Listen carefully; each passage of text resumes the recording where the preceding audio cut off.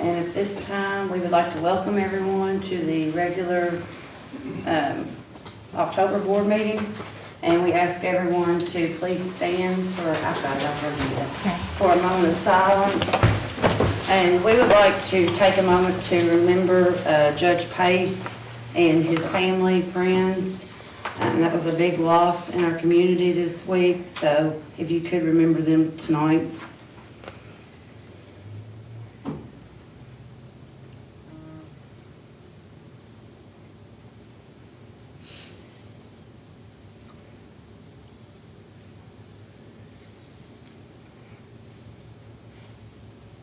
And now the pledge. I pledge allegiance to the flag of the United States of America and to the republic for which it stands, one nation, under God, indivisible, with liberty and justice for all.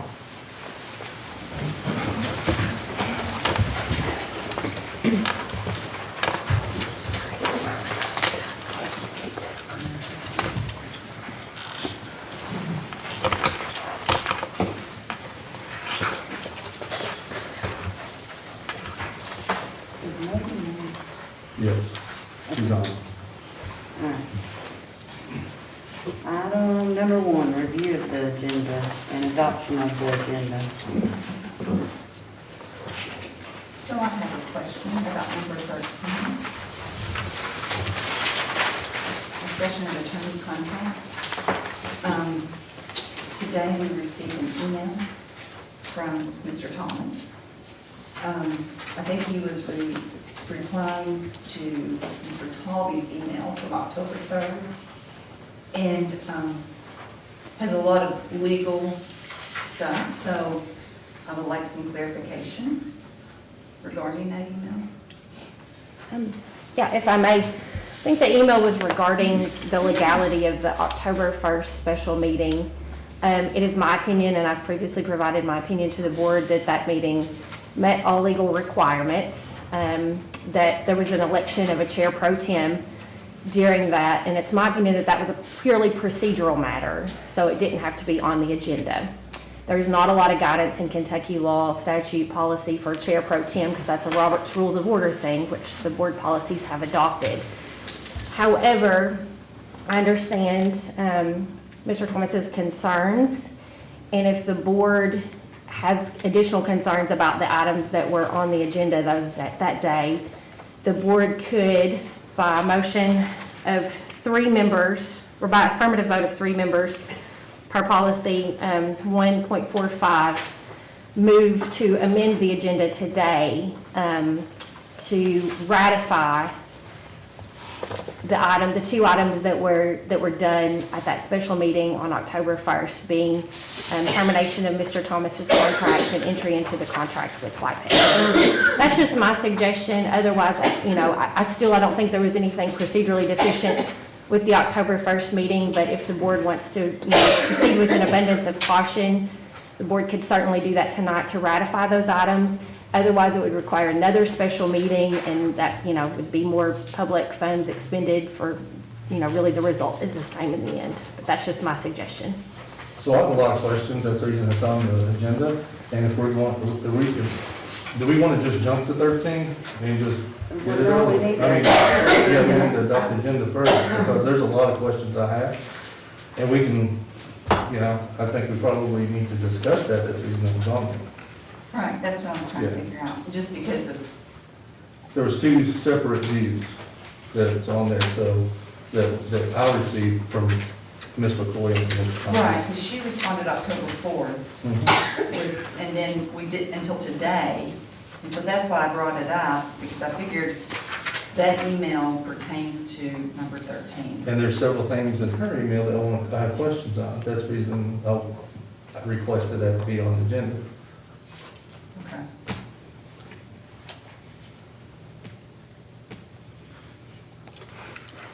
I mean, it's up to the board if you want to make a motion to that effect, or It's a regular meeting, I mean, they can amend, they can, I mean, once you get to it, Yeah. they need Right. to. I mean, I'm not saying. Yeah, I mean, right now, it's just Yeah. a discussion at this point, Right. so. Yeah. Yeah, there was If there are concerns about the validity of actions that on it. October 1st meeting, the board can certainly make a motion today to amend the agenda to ratify those two items specifically. Or otherwise proceed with the meeting as outlined in the agenda. So if I made a motion to amend the agenda to consider the terminology to ratify that, we would still have number 13 to discuss the contracts. Yes, I mean, the agenda could be amended to remove that entirely or to leave it as is. It just takes 3 affirmative votes to do so. You can add to that line item, to Or add to it, discussion of ratification or whatever you like to to put do on. that.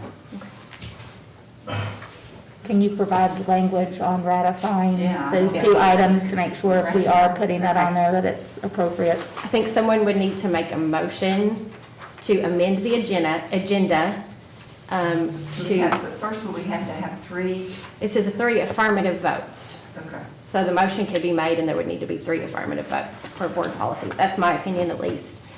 The motion would need to be to amend the agenda to ratify the actions taken on the October 1st special meeting, including entry into a contract for legal services with White Pet Carrington and providing notice of termination of Mr. Thomas's contract effective October 1st, 2021.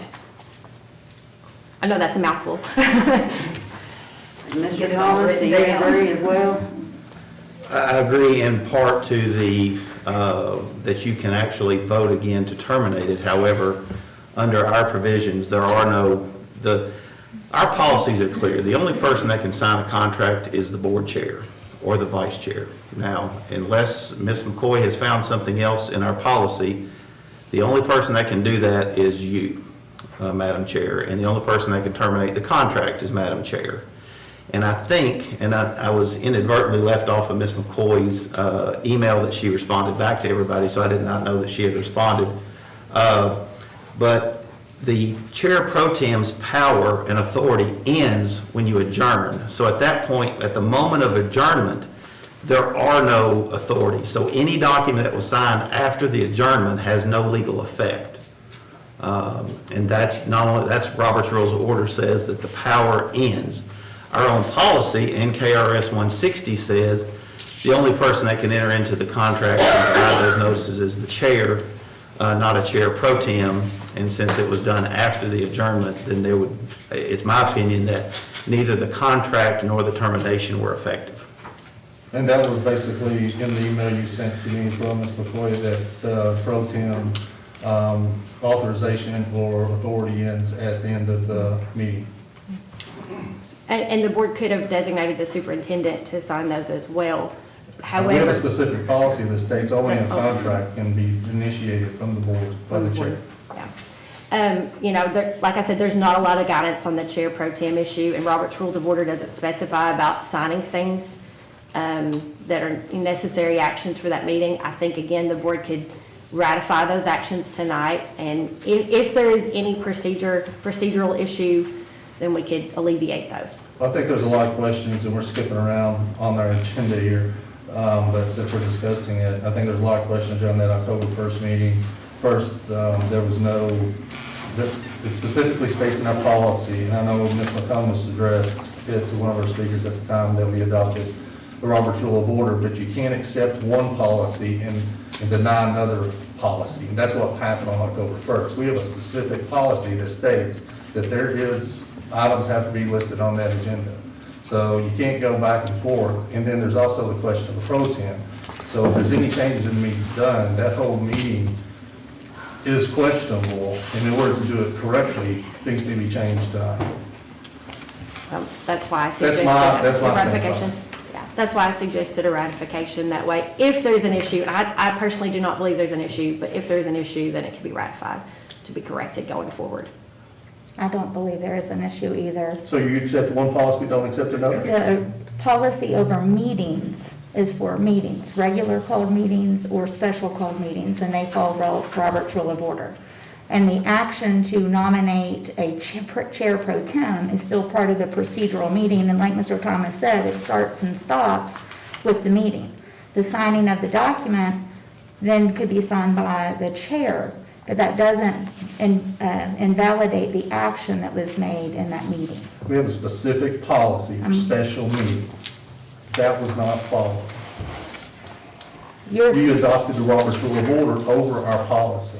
Because 0.14 for meetings says that we use Robert's Rule of Order to conduct those meetings. And we have a policy that specifically states for special meetings that those items have to be adopted. So are you saying Robert's Rule of Order overrides any direct policy that we have? I'm saying that Robert's Rule of Order is the means in which you conduct a special called meeting. See, I look at Robert's Rule of Order as a resource if we do not have a specific policy written for a specific event. There was a specific event that was going to happen. We have that specific event written in our policy. That was not followed. But you've had And I believe guidance that on what this Mr. from Thomas other, said too. I have had. right, She okay. has had guidance, yes, but the whole thing is, and I say this, the beginning to the end, you guys were kind of set up on this thing because it was never approved. It never got approved by the chair, it never got approved by the vice chair. Well, we'll just do some housekeeping tonight. Can I see your wording for the, Yeah, I don't have Motion. it, I don't have it written out, but, Okay. I would just make a The motion. issue is, though, there was 2 meetings held without being approved by chair or vice chair. Somebody got paid for and none of it's valid. Because the meetings were held and they were called by the And can the superintendent. secretary call a meeting? Three people members. can The call. 3 meetings. They can call a meeting and But request you can't something. approve the agenda. The And you- secretary can't approve the agenda. And that's where it got messed up, which is what I kept saying. Yes, they can request a meeting at any time. 3 people are majority. They can request a meeting, they can add something to the agenda, they can do whatever they please on 3 people. Are we in agreement there that 3 people can call? They don't, the agenda still has to be approved by the board chair and set and put out. That's not the superintendent's job. That's the board chair or the vice chair, because I was quarantined. They can request anything they want. And it gets put on the agenda. The majority puts something on the agenda. I can't take it off if 3 people request it. But where it went wrong is if Mr. Tolby had something that he wanted to add to that agenda, he didn't get that option because you took the agenda over. I did not take the agenda over. You did, because It was I did 1 all that. to 6 days per your policy. It does not matter. The board chair sets the agenda. The board chair approves the agenda. You took his rights away from adding anything to the agenda. The same as Sherry could have. If Brenda did not want to get 3 board members, say Brenda just wanted to add, I want to paint paper purple to the agenda, she calls the board chair can say, sure Brenda, I'll add that to the agenda. We'll add it. She does not have to call Sherry, Megan, or whoever to get 3 people to add that to the agenda. She can call the board chair. The same as he could, Sherry could, or anybody else. 3 people are just the majority that if the board chair says, no, we're not adding that, 3 people can come together and add that to the agenda. The policy says items may be placed on a proposed special call meeting agenda at the direction of the chairperson or the secretary to the board. Shall be. And so, but the or secretary, if requested more than 3 board Yes, members. it can be placed on the agenda, but it has to be approved by the chair. Or secretary, or secretaries in the language. But, I mean, I think the greater point is the board can ratify the actions taken on October 1st tonight to avoid the appearance of any impropriety, or just call another special meeting next week, which costs the taxpayers additional But dollars. the taxpayers have now paid for 2 meetings that we're not even sure were legal. And then, so here we are. And we're still having to, as Sherry said, do housekeeping. Which is all we kept saying was this needs to be done, it needs to be done right. Never at any time did I tell you that you couldn't put that on the agenda or you couldn't put that on the agenda. Those words never came out of my mouth. As a matter of fact, I was sitting at home quarantined with nothing to do. So I know I didn't say those words. Could we amend the agenda to include number 13 to read as discussion of attorney contracts with the approval of White Peck and Carrington contract and the termination of Grant, Humphrey, and Rose contract? Yes, I would use the word ratification, but otherwise, yes, Okay. yes. with ratification? I mean, a vote. You got two attorneys telling you two different things.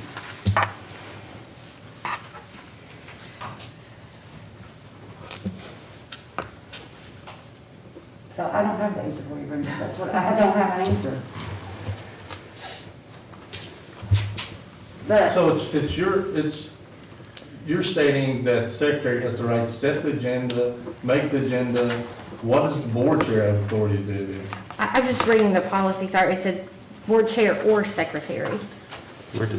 It actually says, the language of 01.45 says, agenda for regular and special board meetings shall be prepared by the secretary to the board at the direction of and subject to the approval of the chairperson. So that little piece was left off. So the secretary can prepare it, but it has to be approved, it either has to be done at the direction of or subject to the approval of the chairperson. The chairperson must approve, that's your policy, 01.45. Where do you see it? At the very top, where it says preparation, the first sentence. I mean, that's the whole reason we have, And the I word hate to say special it, meeting is in but there. segmentation of power, so to speak. You can't have the superintendent, secretary, chair, and vice chair, and setting everything. That's the whole reason for that policy. Well, again, I do not believe there was any procedural deficiency with the October 1st meeting, but assuming there was, he just read it to you. okay, assuming there was, then all the board has to do tonight is ratify the two actions taken in that meeting, and then we can move on and quit, and not have to keep rehashing this or call another meeting. But you would actually have to do a new one, because if it was an improper meeting, you can't ratify an improper meeting, because the Kentucky Open Meetings Rule says that any illegal meeting would remain an illegal meeting. And the case law is clear that you would have to redo that. So if Ms. Considine wants to redo that, she can say, just as she indicated, she can bring it all up and move to amend the agenda to have those two items properly placed before the board tonight for a vote. But you can't use the word ratify. You're not ratifying, because you can't ratify something that, if it was improper, you can't ratify an improper action. You would have to have a new action. And again, I disagree that it was an illegal meeting, but And that's what you've been given advice on.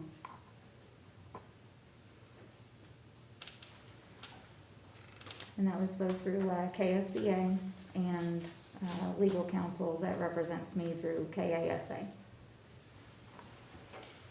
KASA does not represent the I board. did not say it did.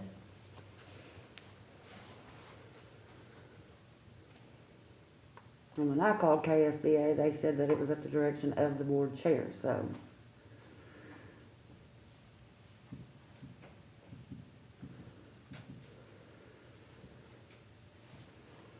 I had a, Did you have a motion? I had an amendment.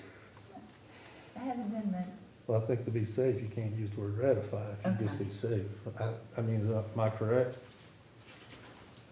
That's my position, because I spoke to Mr. Powell as well, and he indicated that if our policy said approval of the chairperson, then failure to follow your own policies could result in an illegal meeting. Okay, how about, I'm trying to get us moving forward. Discussion, leave 13 is discussion of attorney contracts. 13A would be approval of Whitepeck and Carrington contract. And 13B would be termination of Grant, Rose, and Pumphrey. I think that has the same effect. The only thing, it changes the effective date of the termination to Mr. Pumphrey, or Grant, Rose, and Pumphrey. I'm okay with that. So that would allow 13, and then you've got questions, right? Not now. Okay. But 13A and then 13B, and that would be the process.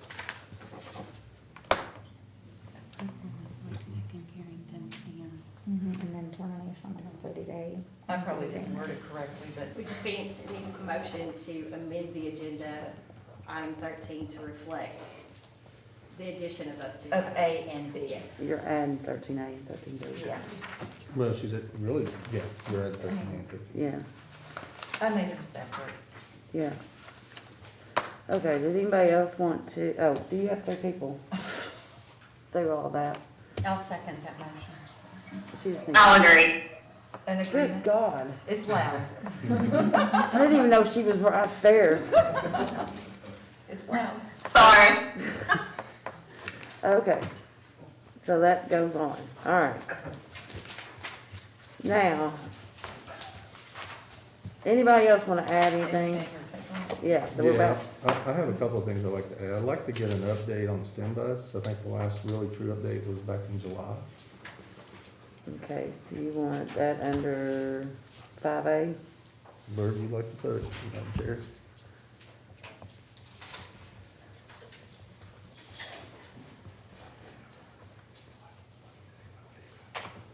And then I have one additional one, you can put it 5B if you like. Like to get an update. Wait, let's do this one separate. Oh, okay, well, yeah. You have three people that support that. I mean, I'm fine with an update on the STEM bus. Okay. I would agree. Okay, so okay, you're good there. Which number are we putting that on? 5A. 5A. Okay. Update on STEM bus. All right, now what's your next one? Just, I'd like to understand the district communication that school board has with district employees. Okay, so that would be, I don't know, 5B? you can or it can go under student support, whatever. Yeah, that would be more student support Okay. services. 10A? 10A if you got three. What is it you're in? I want an understanding of what the board communication process is with our district employees. Like us as a board? Us as a board, yeah. Like, like talking to employees? Talking to anyone in the district. Okay. How you go with that? I mean, I don't know what the deal is, but.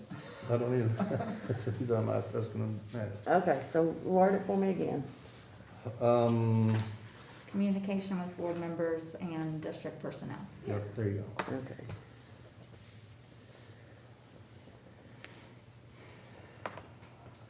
I communicated a lot on Thursday with a whole room full of people. I know, it was nice. Okay. Anybody else?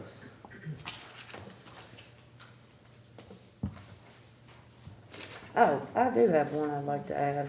Can I get a update on the test to stay or just discussion of test to stay? Would that be possible? Ms. Bush is not here tonight, but I will do my best. Okay. So that Where would would you be, put that? it could go underneath. Student services. Yeah, it can go underneath, bills, so it could be 10B.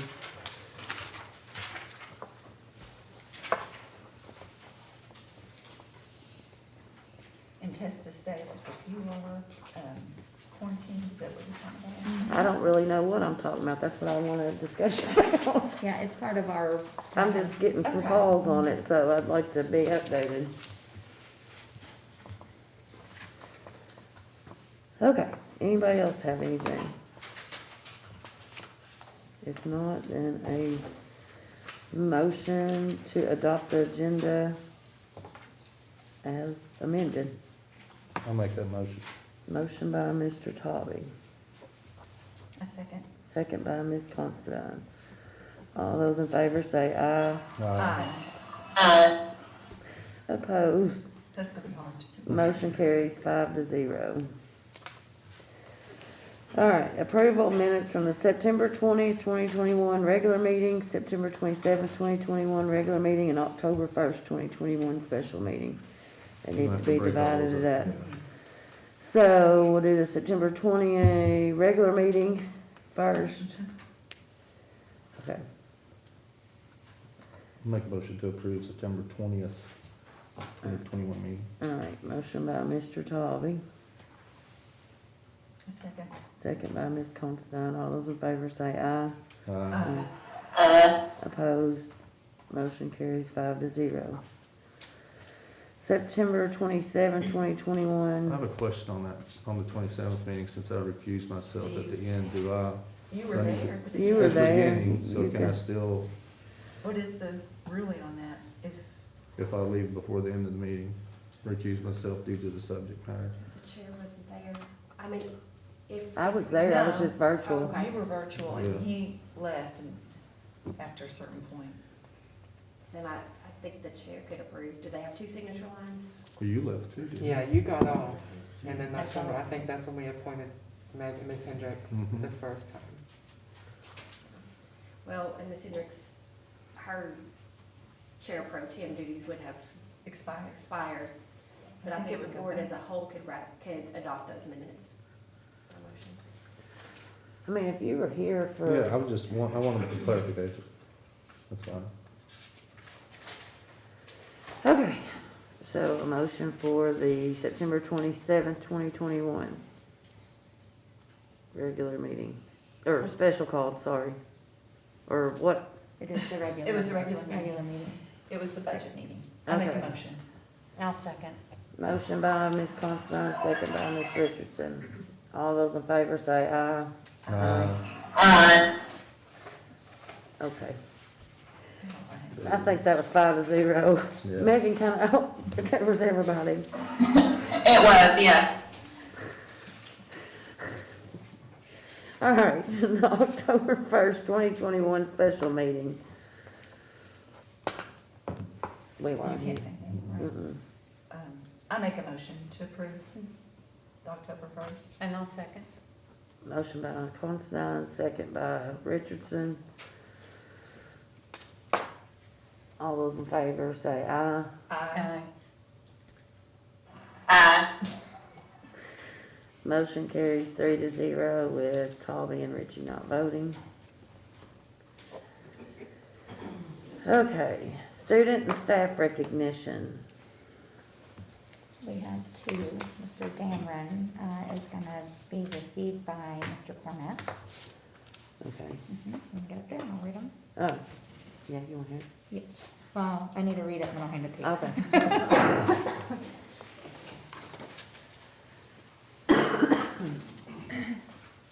So on behalf of Clark County Board of Education, your Excellent Shows Award is presented to Mr. Billy Damron, and receiving this tonight on behalf of the bass fishing tournament, or team, is Neil Cornett for outstanding achievement in coaching the Clark County Public Schools District bass team and success in growing the program and earning numerous scholarships for students.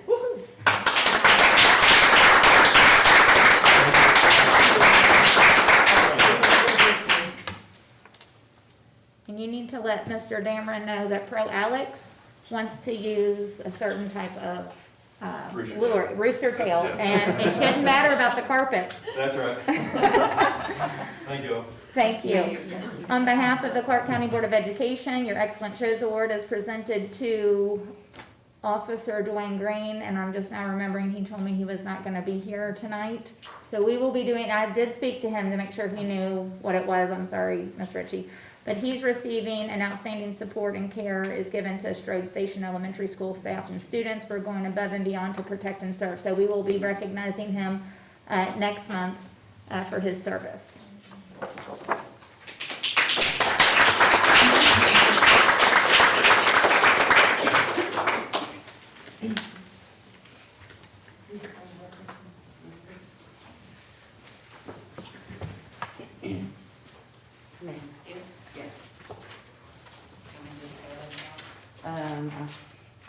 Yeah.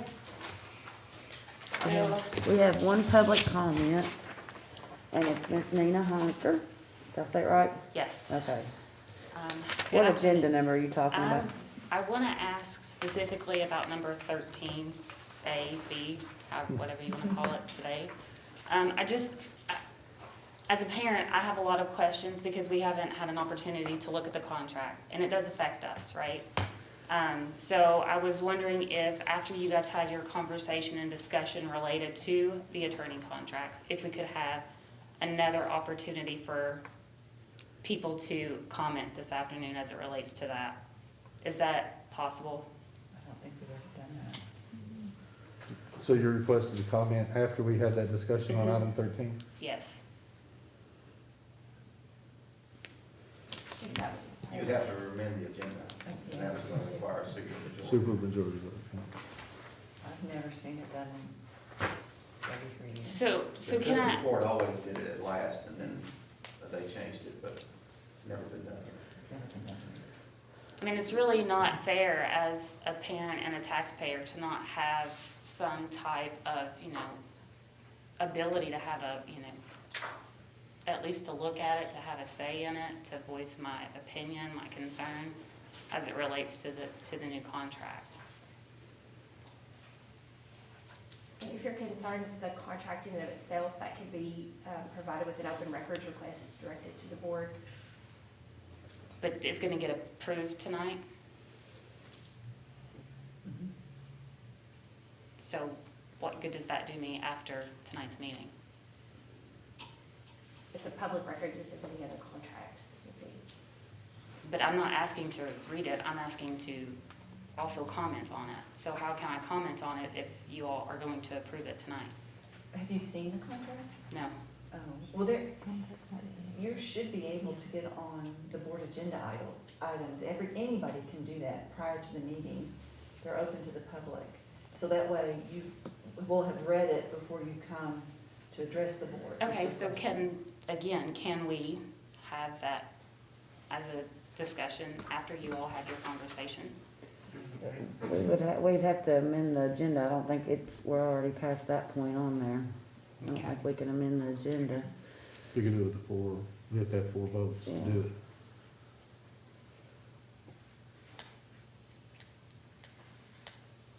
I mean, Okay. I'm not opposed to putting it on there, but it has to take 4 votes. I don't know if we have over 4 votes to do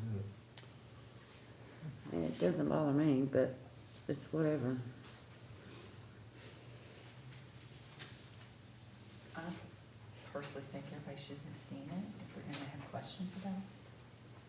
Well, I personally think you all should have put it out there that it was gonna be discussed on the agenda long before you did. Maybe you should have mentioned it at the last meeting, that you all had intentions of reviewing it and approving it at the next meeting. I didn't hear that and I was here. No, because we already voted to approve the contract. So you all had already voted to approve the contract at the last meeting before anybody actually had a chance to review it, because at that time, it would not have been put out there on the agenda meeting, correct? So what you're telling me is you actually approved it before it was placed out there for the public to even view it. So again, as a parent, as a taxpayer, my comments are worth nothing to you, because you just said that you all had approved it before you had even posted it out there for anybody to see, correct? Was the special agenda items? Had nothing to do with approving the actual contract. I can't remember when they were uploaded. When you made the motion on the 27th to hire the board attorney, Mm-hmm. we were taking the contract that Ms. McCoy's firm sent. So that action had already taken place, and then the contract was sent when we had it signed, which we're gonna re-sign tonight. So the action has already taken place. This is now the formality of having Right. the contract signed. So who signed the last contract?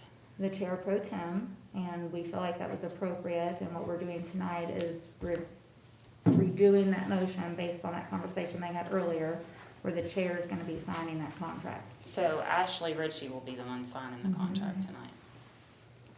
Okay. If it's voted to approve, then the chair, chair, in my opinion, do our policy, only has the right to sign contract. Okay. So do you plan on signing that contract tonight? If the motion goes through, I have no choice. I have to sign whenever something passes. That's really unfortunate. Okay. Well, thank you for not allowing us much time to review it.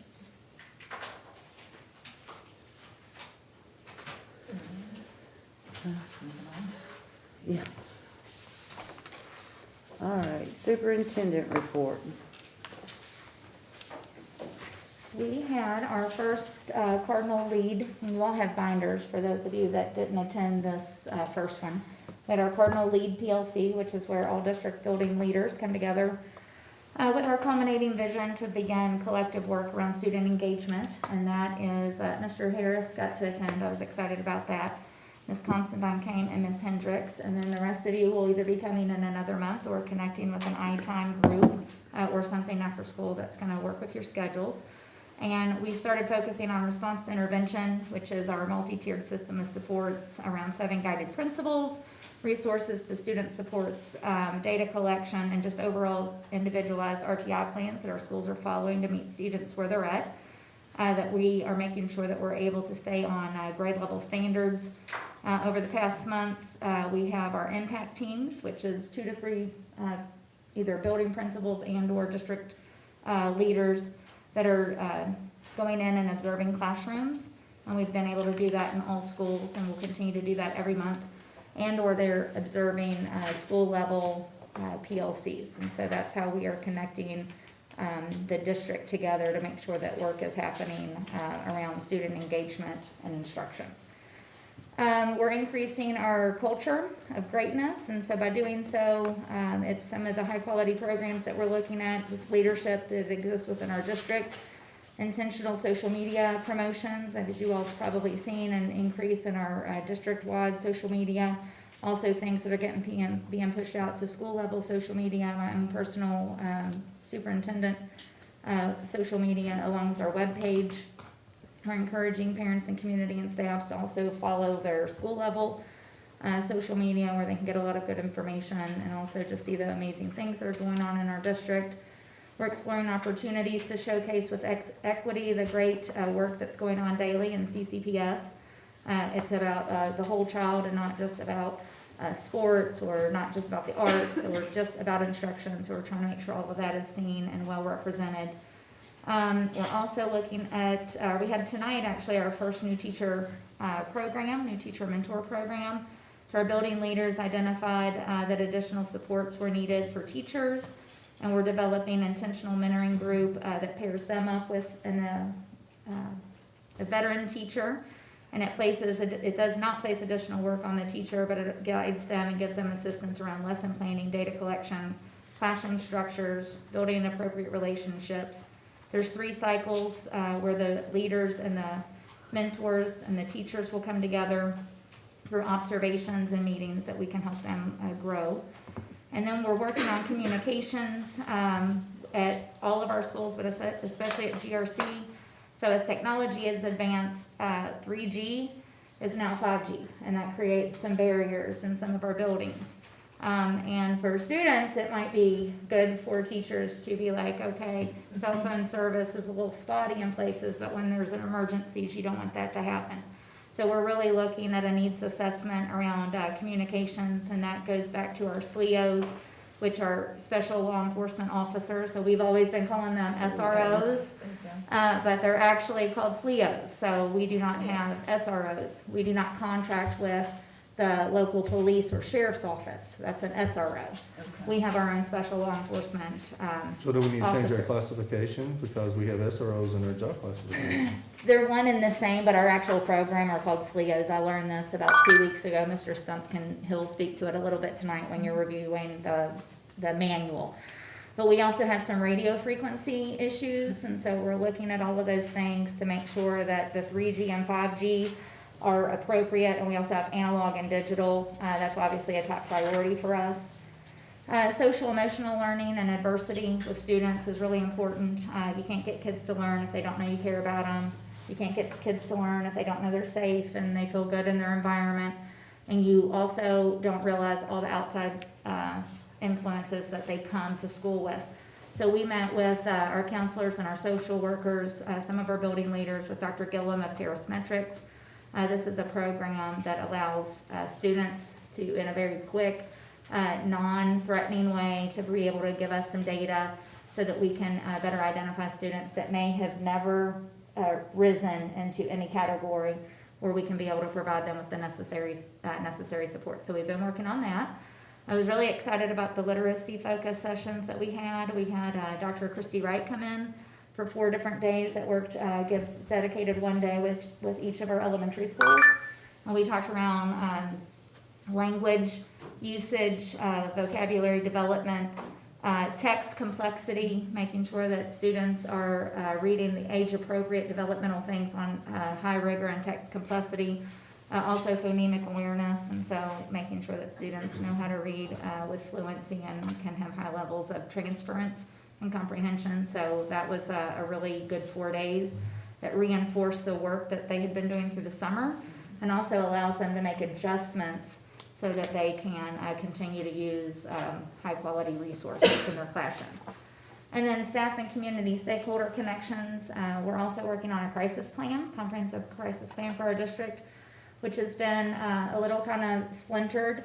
So we're pulling things together with an intentional focus, again, on relationships, but we're partnering with different community members to make sure that we have other resources beyond our counselors and our social workers or our SLEOs, partnering with nonprofit, for-profit, and even the faith-based community to make sure that folks can come in that are properly trained, and they'll go through obviously confidentiality, and they're going to be part of this team, crisis intervention team, that we'll be able to call upon if there's an emergency. We hope we never have one, but we need to be well planned.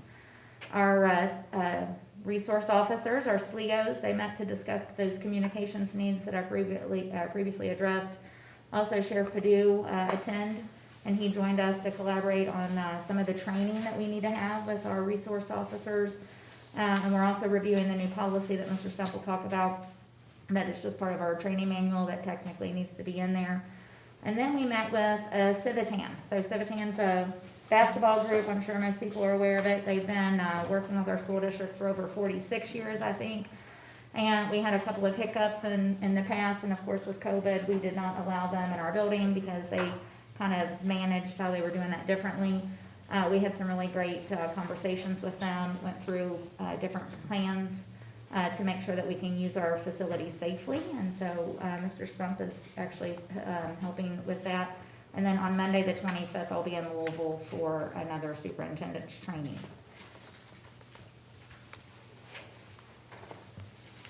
Okay, any questions? No, I just really enjoyed Thank you. the PLC. If you get a chance, I know it's hard when you work, that's why I'm retired. But it is good to see the leaders and their focus, because we kind of forget while we're here Yeah. sometimes. Do you want to add anything about the? Just reiterate what Ms. Considine said. I really enjoyed being able to go. Good. Thanks. Thanks for inviting us. You're welcome. Hasn't always been the case. You're welcome anytime. We're excited to have you.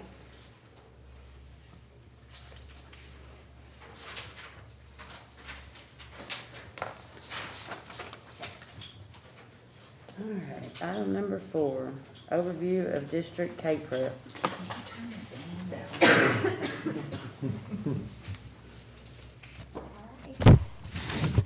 Welcome. Thank you. So this is our Kentucky Summative Assessment. So K-Prep is no longer, they have changed the name. So it is now the Kentucky Summative Assessment. So what I've done is you should have, I've sent that, so you should have that with you. So I'm just going to touch the high points. I know there's like 54 slides, so I won't go through each one of them, but just some definitely some high points. So this is just the data release.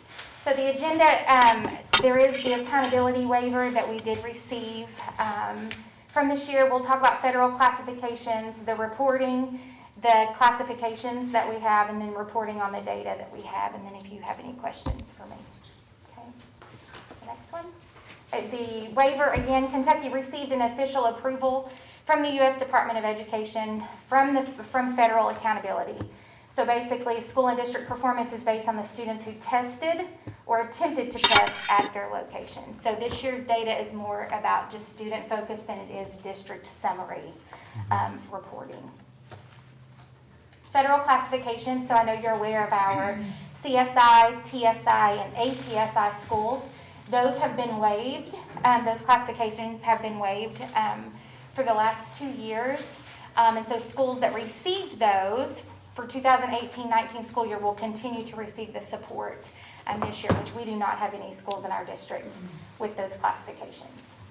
Okay, so reporting for this year, just so you're familiar with that, no accountability indicators or ratings. It's based on the assessed students, not our 100-day students. Participation information, the performance results, graduation rate. I included parts of the survey that our students took our climate and safety survey and our opportunity to learn survey, and then the context for individual schools and districts is important. So as far as the instructional setting and the percentage and those that are tested. Okay, differences that may impact the results and comparability. Of course, we know COVID-19 affected us tremendously, and so it impacted most aspects of education. While we may not be able to use the 21 test scores to compare student achievement results, it does give us a good temperature check for where our students are, allowing us to come together as a district and make some decisions moving forward. Okay. Possible impacts on student performance. Of course, we all know the learning disruptions that took place. So school and district closures, access to technology, which, you know, again, we appreciate you all. We are one-to-one, so that helped. Access to learning supports. The test modifications, it was a shortened form, so it wasn't the typical long test that our students are used to taking. It was less time. And then participation rates. So it was decreased participation and uneven participation. So even though it wasn't clearly stated that they had to take the test, it was somewhat optional. They did not have to take it if they chose not to. Okay. Suppressed data, so you'll see a lot of this. And I actually just learned this afternoon more about this will be coming out. So as we were disaggregating this data and looking, we do have some areas that were suppressed. So our data for suppression is if there's less than 10 students per grade. There's also situations where groups of students perform at the same, novice, apprentice, proficient, distinguished. So, and it gives the example of if all of our Hispanic students perform at proficient, then they would suppress that data.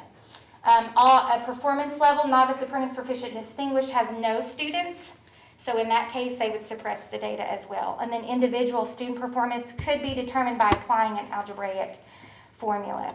So due to a federal audit, more data was suppressed in the school report card. So that's why if you see a lot of missing data, that's what that is.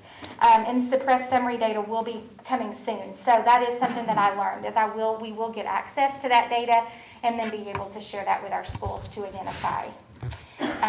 So the main point of this is that our goal is for just school reporting, being able to take that information and doing what we need to do.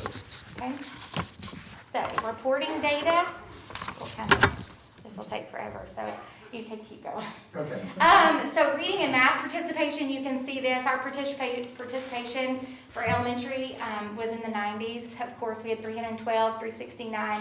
Only a few, 3839 students did not take the test, so we did have a high participation rate. Baker and RDC, you can kind of notice, I combined Baker and RDC for our middle category. So you'll see their participation rate was in the high 70s, mid 70s. And then you get to GRC. Of course, our 10th grade took reading and math. So their percentage participation rate was 57, 58%, and 51%. Okay. Writing, again, was the 70s. You'll see grade 11, we had a 34.7% participation. Science, again, 89.4. Grade 7, it was 80%, and then grade 11, we had a 41% participation. So you can see our student groups there for participation. I won't look at those. You all can look at those. But a lot of the high 60s, mid 70s participation for each group. So you get into our Kentucky Summative reporting. Again, student level scores provided for reading, math, and science based on a scale score ranged from 100 to 200. So that's how they represented the novice, apprentice, proficient, and distinguished. Writing scores were on a range of 0 to 8. And this is based on a 4-point distribution, which is what we are familiar with. Social studies was a field test, so that data, nothing will be reported there. And then KDE will provide student reports, school reports, district reports, and a state summary, which will be part of the school report card. So looking at elementary, this is just the combined elementary scores for all 4 of our elementaries in the district from reading, math, and science. So you can see there, literacy is something, that we notice, and that's okay. We have a lot of district initiatives, school initiatives taking place, and the most important part is that we are data informed, and so we're taking this data and using that to make those decisions to help our students. Okay. Again, you'll see our subgroups there and how they performed.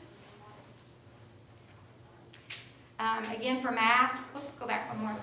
No, it's okay. Math, again, all students, so we had a 34% novice, 41% apprentice. So you're seeing our reading and math, but that's okay, we know, at our schools. And again, it's allowing us an opportunity to look at each student. Okay, keep going. Science, again, same across there. Okay, and then we get to Baker. For Baker Intermediate, you'll see again, really for reading with them, they were 50-50.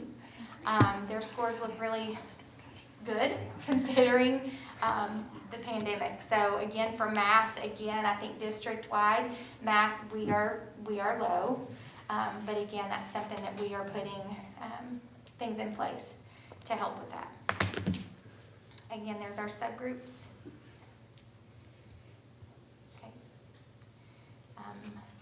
Again, that's for writing.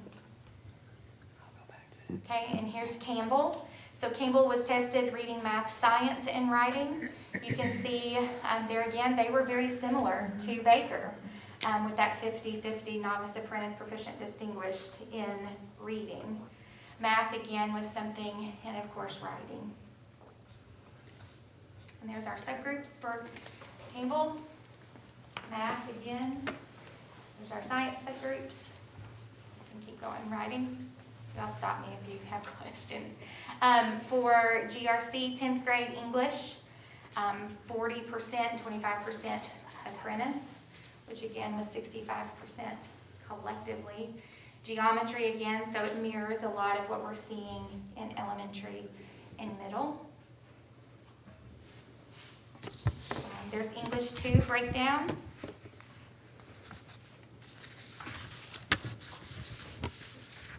Geometry breakdown of our subgroups. I have a specific question on the math, the GRC.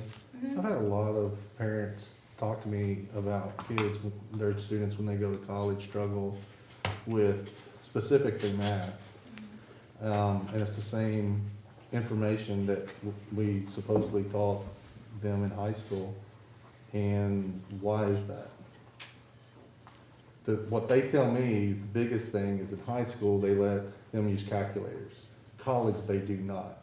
So they're feel like not learning the material like they should in high school to carry over to college. Yeah, and that's actually, we've had conversations, I know with our building leaders, just that vertical alignment of talking about, are we teaching procedures, or are we actually teaching the concept of math? And so that's something within building our instruction and having those conversations. Now that we are having that Cardinal Lead, those conversations where we're able to talk and spend times vertically, it's really been eye-opening to see the conversations now that are taking place within our schools, even from Baker to RDC, RDC to GRC, to learn that and to start thinking about structures we can put in place to make sure that all of that is aligned across our buildings. Really quick, if I may, because you mentioned GRC specifically, I know in my experience, calculators have always been provided, but they were never, we learned how to do something by hand and on a calculator. So it was always your choice how you solved the problem. And most kids would choose a calculator because it's more convenient, because it's easier. But I don't think that we've been told in college that we're not going to have a calculator. So I think if there's a way to have our math teachers telling us that, it would help us to know that we need to learn things by hand. And that's an easier fix. Just being able to have that conversation and their PLCs too. Yeah. Yeah. Yes, that's great. Thank You're you. welcome. Absolutely. You'll see for science, again, all students. And then for writing, our subgroups there. The next slide, we get into the quality of school climate and safety survey. So individual student data, they are not provided. So participation information is not provided as the summary. So you can kind of see, these are just 2 questions to report on for school climate. So my school is a caring place. You can see that all of our students agree with that or strongly agree. So they know it's a caring place. The next question was the school rules are fair. Same thing. So we had high percentages that agree and strongly agree. The next part of our survey was the opportunity to learn. This one was bullying is a problem for this school. And if you notice, the way that question is worded, elementary said strongly agree or agree to bullying is a problem for this school. And then you notice that the numbers drop when we get to middle and high. I think that's something, we will have conversations with our students in classes to talk about that. Again, like Dr. McComas had talked, we are developing, with Terrace metrics and talking about our social emotional learning, the things we're putting in place in our schools so that is communicated and our students know that bullying is not tolerated. Okay, next question. I feel good about what I learned in NTI. So of course, agree and strongly agree. You get to high school, and you notice. And I'll tell you, I'm a parent of a senior in high school this year, and they want to be there. They want to be in school, and and I see that. I think that they like NTI, and I think at first it was great, but knowing, I think our high schoolers, they need that structure and that stability and being in the building. The next one, you'll see, it was easy to use my device, so such as a computer, Chromebook, smartphone, to do assignments, quizzes, and other schoolwork when the building was closed. And you notice that everybody across the board said agree or strongly agree. Do that.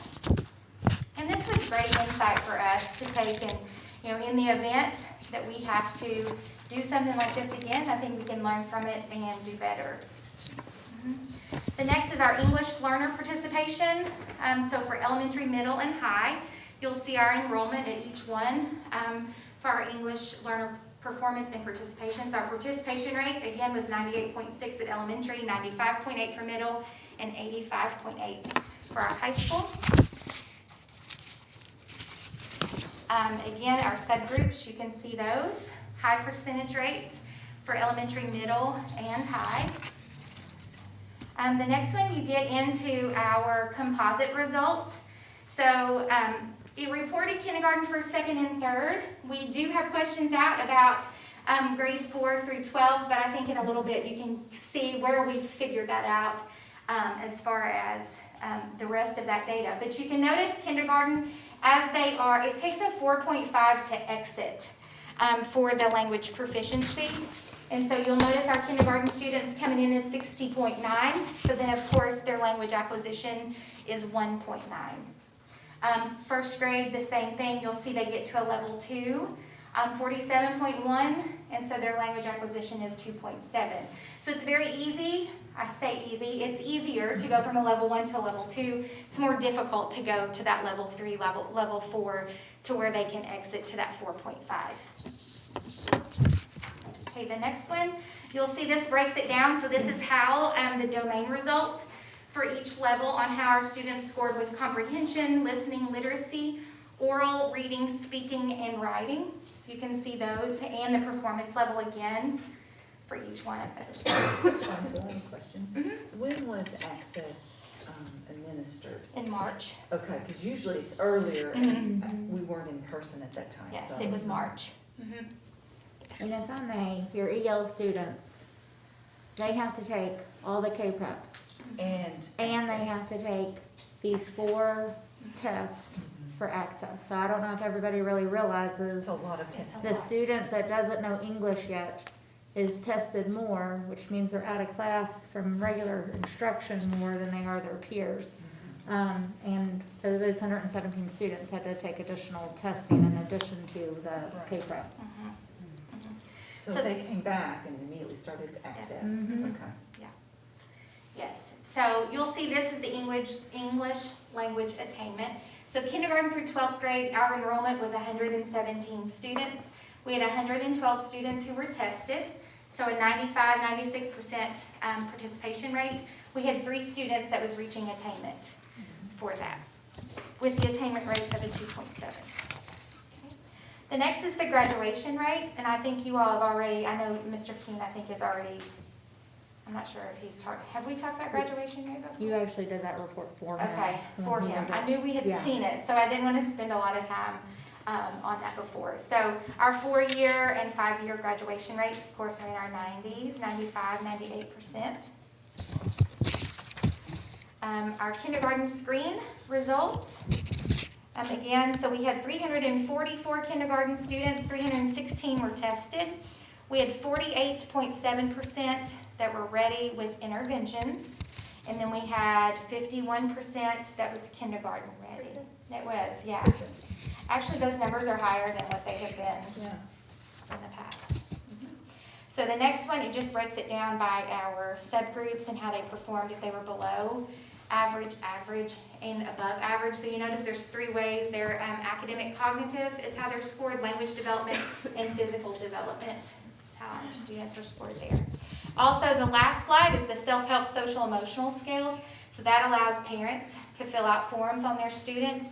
So you'll see there the self-help and social emotional below average, average, and above. And that's all I have. Does anybody have any questions? I feel like I went really fast. No, thank you. Okay, thank you all. Thank you. Before we go on to item number 5, we need to go backwards a little bit and do another student staff recognition. Yes, I apologize. That was my error. When we were having the discussion, I neglected our attendance banners and our overall attendance. So we're gonna back up for a minute and do that real quick. So Ms. Koskin, she's gonna come up and accept. Did they tell you if you were the overall winner? No.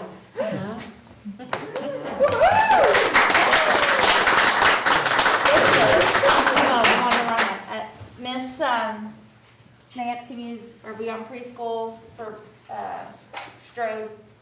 Did Miss Bush give you the? It's in the folder, I printed it out. Oh, I'm sorry. It wasn't in the. Oh.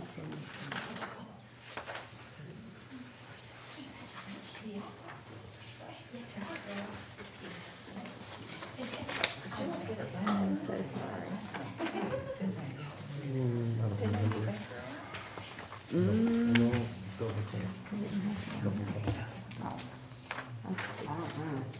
Okay, so Strode Station is the winner of the elementary banner. Well, sorry, it's low ceilings. I'm gonna let Miss Ritchie come up here. Do you have your camera running, Mr. Jason? This is Strode? Yes. Okay. You wanna stand over there? Yeah, I didn't wanna push her again. Never I would. Okay.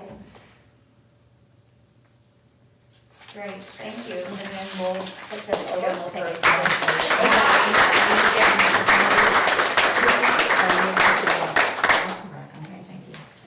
Okay. You need help? And then our overall winner for secondary, and I think Mr. Kugel's gonna be accepting that, is RDC.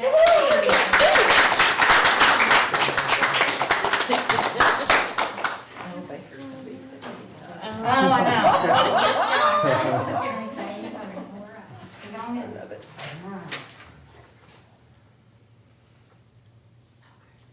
Right? Way to go.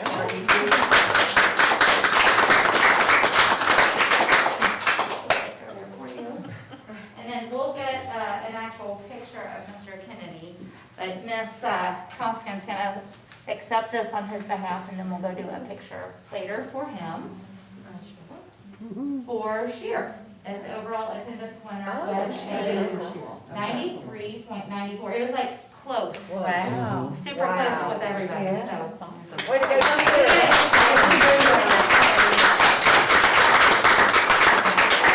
My apologies, thank you.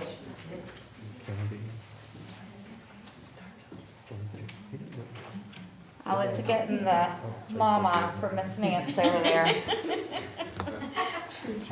She was trying to keep me straight and I Okay, switched right now, around. back to number 5, update on virtual learning student progress. Oh, update on virtual learning, that's me, okay. So, again, Miss Bush is not here, so I told her I would go over that. So after the board meeting, last month, when you had, presented some questions, she talked with her, social workers and reached out to each family, K through 5. She actually called, up through 8th grade, asked if they had questions or concerns. She compiled a list of those questions and concerns, and then they went through and actually helped each family make sure that they worked through all of those issues on hang-ups that they were having with the virtual platform. She then sent questions to the Edmonton staff that if they could not answer those themselves, and then they got those back to those families. And I can share those with you if you want. She said she's got a list of all of those. I've printed up for myself. And then the K through 5 students, we compiled a list of those based on students that are passing. We have 28 students overall in the program. 19 students are passing all courses. We do have 4 students that are failing all courses. There's 2 students that are failing 4 of those courses, but they are right at that DF line, and so they have extra interventions that they're doing. And then they have this is through the math and reading pathway. That's the list of students that she had ran through the K through 5 option. And then When was that ran? we did this one this morning, Okay. based Because I on, know on Thursday, everything changed again. yeah, so the report she ran on Thursday after I received your questions, I had Ms. Puckett actually rerun that this morning, so that's Okay. what she gave me, or this afternoon. And then we did that similarly for the science and social studies pathway, and that was the same data for the K through 5 option. That's a copy of that. So the other one's over here. All students are assigned to a social worker, which is a SAS, and then a virtual teacher, and then also their Edmonton teacher. They're receiving a grade in Edmonton program, which they then place on Infinite Campus or on our plan that was performance-based grading. So some of them are gonna end up a pass-fail, not a letter grade, based on the way the Edmonton program is set up. They have not told parents that in terms of the pass-fail, because they're trying to associate it with a grade. So they're handling that we're handling that on our end to make sure that that is transferred to a grade. The teacher that I talked to on there says that she can't get a grasp on Clark County right now because we're 11 days behind. And she says we're working at our own pace. Each individual kid is working at their own pace. When my kids log in to doing live, where we finally found a live teacher last week, there's 132 kids in each one of their classes with one teacher. So So I when think they, now we're talking about personal things with your children and Well, not like no, overall because reporting. I'm that I talking probably need to about just address the separately. experience that we're having, because I'm getting parents that are calling me with the same thing. They're asking me if this is the same situation that they're having, because they're 11 days behind too. We all started 11 days behind. Other than high school, I think they got to actually start earlier. But I don't think all students are still 11 days behind. Like several of those students have been progressed through their reports. How? Because they're locked out. There's a lock on the days. Well, she followed up with the gentleman at KDE, which gave her different information that he reported to you. Yeah, because he gave me all the printout stuff to print out. Mm-hmm. But I mean, the KDE guy didn't have anything to do with the Edmonton locking the stuff up. They lock it. So once you pass one, you have to be where they say you should be, and then they unlock it. So how are they getting it unlocked?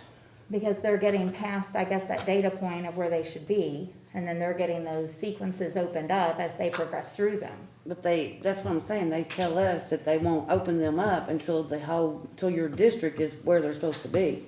And they're telling me that my district as a whole is 11 days behind.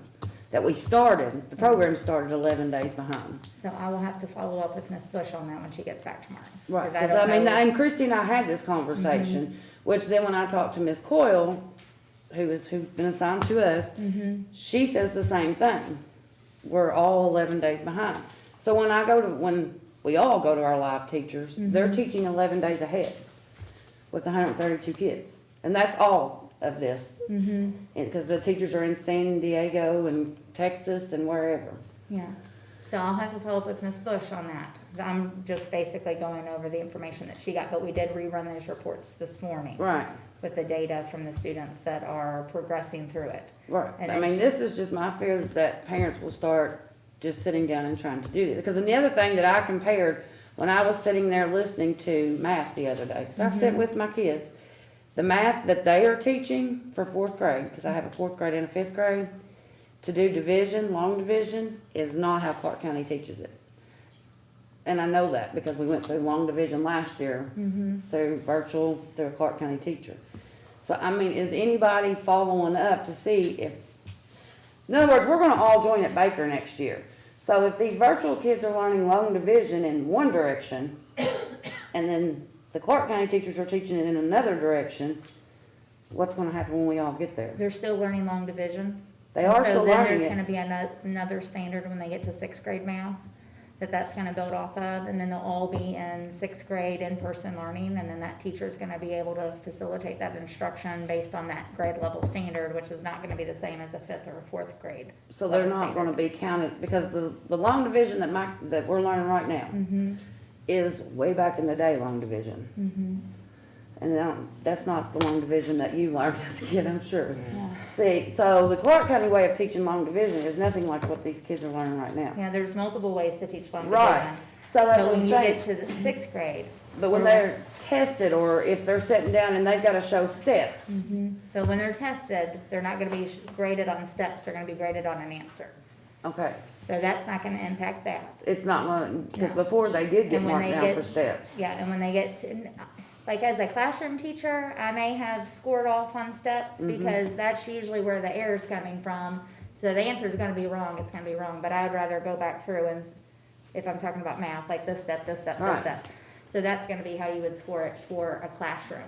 But on an assessment, you're getting your answer, it's either correct or it's incorrect. Right, which I agree with that, but I'm just saying, like last year, they got marked down for not doing the proper steps. But Like that I was said, in- high school seems to be doing great with this virtual program that they got going on. I'm not saying elementary's who I keep hearing from, and it's like this over here's doing this, and it's 132 kids in one class. And I'm like, And that's collectively, that's not 132 of our kids, because we don't have no, that this many is kids all, students it's a in it. nationwide thing. Yeah, so I'm not sure which parents you're hearing from, but you are welcome to give that information to Ms. Bush or ask those parents to call Ms. Bush so that we can get them the appropriate help. But the reports that we're seeing, our students are being successful in that program. And then the high school, we didn't run those full reports. We went up through the 8th grade, and that's managed separately, but it's still the same program. But I can have her contact you tomorrow, or like I said, you can have those parents. It'd probably be best if those parents contacted Well, I Ms. don't wanna Bush. talk about somebody else's kid to Miss Bush, but, I mean, that's just the calls that I get as their representatives and stuff like that, is I don't understand why. Right, we're but in- we do. So they need to call Ms. Bush, or you need to ask them to reach out to their teacher so that we can go back through. But we're not getting that same information that you're getting, is what I'm saying. Like, we want to help them, but are the reports that we're having, it's not lining up with the information that you had given us from KDE. So like, I went back and verified that. With the guy that I talked to. So we are in Kentucky standards. Yes, or we would not be using this program. Like, we had to have all of that The stuff social vetted. studies and all that's Kentucky standard. Yeah. None of this information was in our packet. Can we get that information?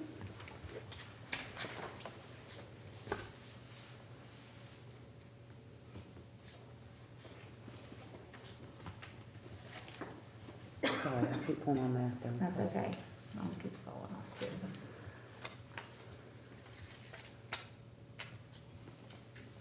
I don't have anything further, but I will have her follow up with you. Oh. Item 5A, update on Steamboat. I'm gonna ask Mr. Jason to come up on the STEM bus. We got some exciting news on that. Are you the new teacher for the STEM bus? He The is. new teacher for the STEM bus? You know, I'm actually not.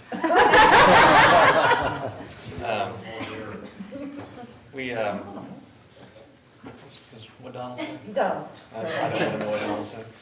No, I'm not the teacher, but actually 2 of the people in my instructional technology department have taken over the reins for that.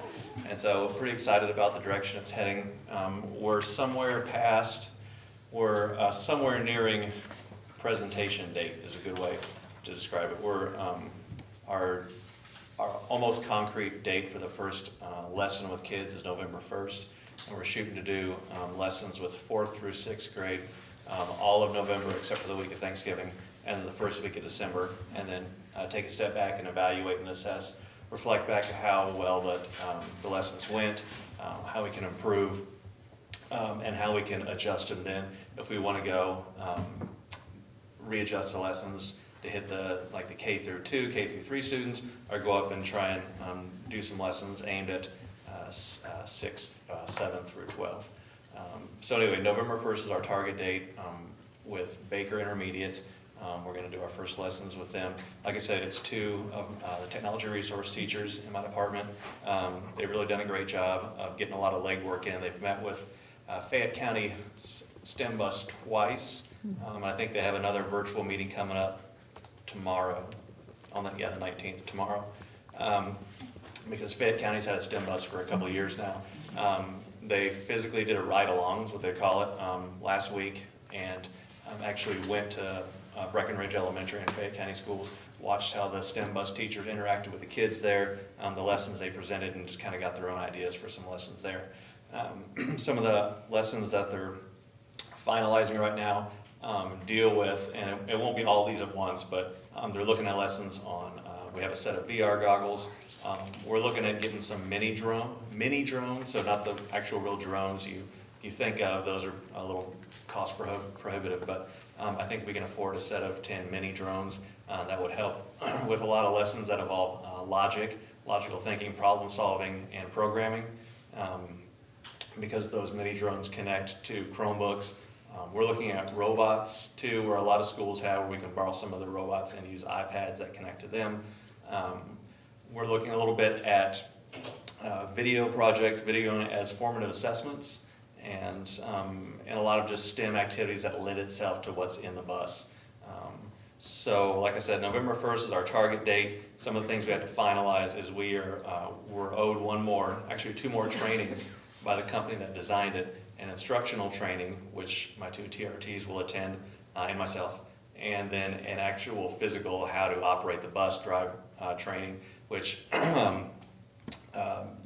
Stump and Mr. Fisher have procured a driver with a CDL license, obviously, who will operate the bus during the day when he's done with his morning routes, but before he goes to his afternoon routes. So there's sort of 2 different trainings we have to finalize.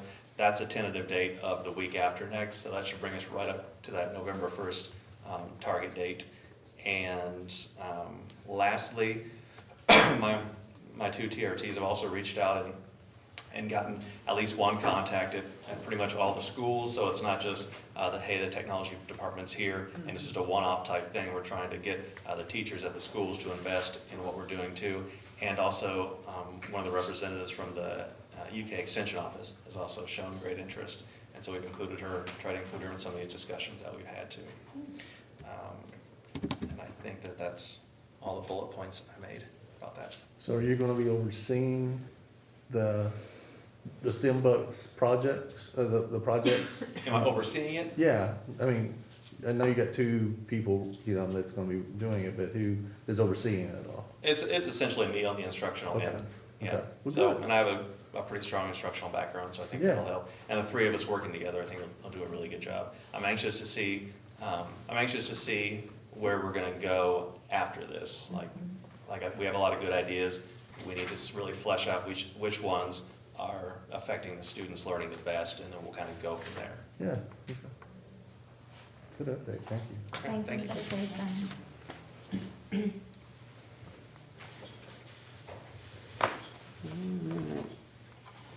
Discussion and clarification of one-time salary payment per auditor recommendation. I think Mr. Talby had district communication It was, I had that on. No, it's on the back. Did you put it on the back? Okay, Yeah. I'm sorry, I had it written it on copy. Good evening, everyone. So, last month we stood here at the budget meeting and talked about this one-time salary thing and that we would be having a discussion with the auditors. So we have since had that discussion with them in full, and we are now bringing this back to have a conversation with you all based on recommendations per our auditor. So, he was a little leery in the beginning of using ESSER funds just because there are a lot of federal guidelines along with those funds.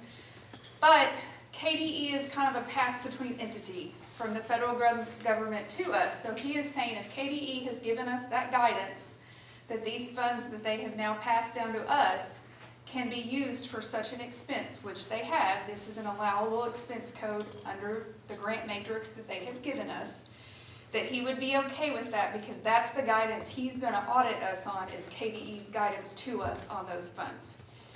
So, typically, some of the districts who historically have given this had a declaration from KDE saying, yes, you can do that. KDE has stopped giving out that information just because they've actually had to come back and renege on some of the things that they've said, yes, you can do that because the federal government has changed the guidelines on them and what they've had to pass down. So he said, as of right now, ESSER funds are good, but what he wants from you all just in a board motion, because our board motion prior was just that we're going to give the $3,000 in 2 installments, and that was kind of it. I put the motion in there. So he wants a little bit more clarification written within the motion of how these funds for when he audits us next year. So a couple of questions that we were asked is, how does this relate to COVID? Because that's how your ESSER funds have to be used. You must relate it to COVID. And the federal guidelines say that it must fall within these 12 categories. I've provided you all that documentation. So under the ESSER funds, which is what we're using, there are 12 definitions. And that was his version of it, that he's kind of highlighted all the pertinent points to himself. But basically, he wants to know, where do we qualify that this one-time salary falls on these categories for us to be able to use it? Plain and simple, when you read all of these, it really falls under number 12. It's your other activities that are necessary to maintain operations and the continuing of services. So, I mean, that's really, you know, think back to our discussion of why we decided to give this one-time salary increase. It was for retention of our staff. It was for all the extra work we know that our staff is going to have to be doing this school year in regards to COVID. Continuation of service and operations. So I think that first question is really answered. We just really need to put it in a board motion that that's where it's falling, is the number 12. Again, what is the intent and expectation? So what we just said, retention, extra work due to COVID, you know, all the excess activities that have to occur in mask policing and, you know, the extra cleaning of with the food service, the custodians have to do that. I mean, there's like everyone in the whole district's gonna have some extra task that they are performing due to this COVID situation. So we just kind of need a little blurb in a sentence in a board motion is what he's saying of what was the intention of this one-time salary. And then based on that intent, the payments, methods of how we are giving those payments. So we've, at this point, we originally decided we were going to do November 30th and March 30th. So he was fine with the November 30th date, but that's, you know, mostly halfway through the first part of our school year. We're getting ready to go on Christmas break. There's only like 2 weeks left after that for the bulk of your staff.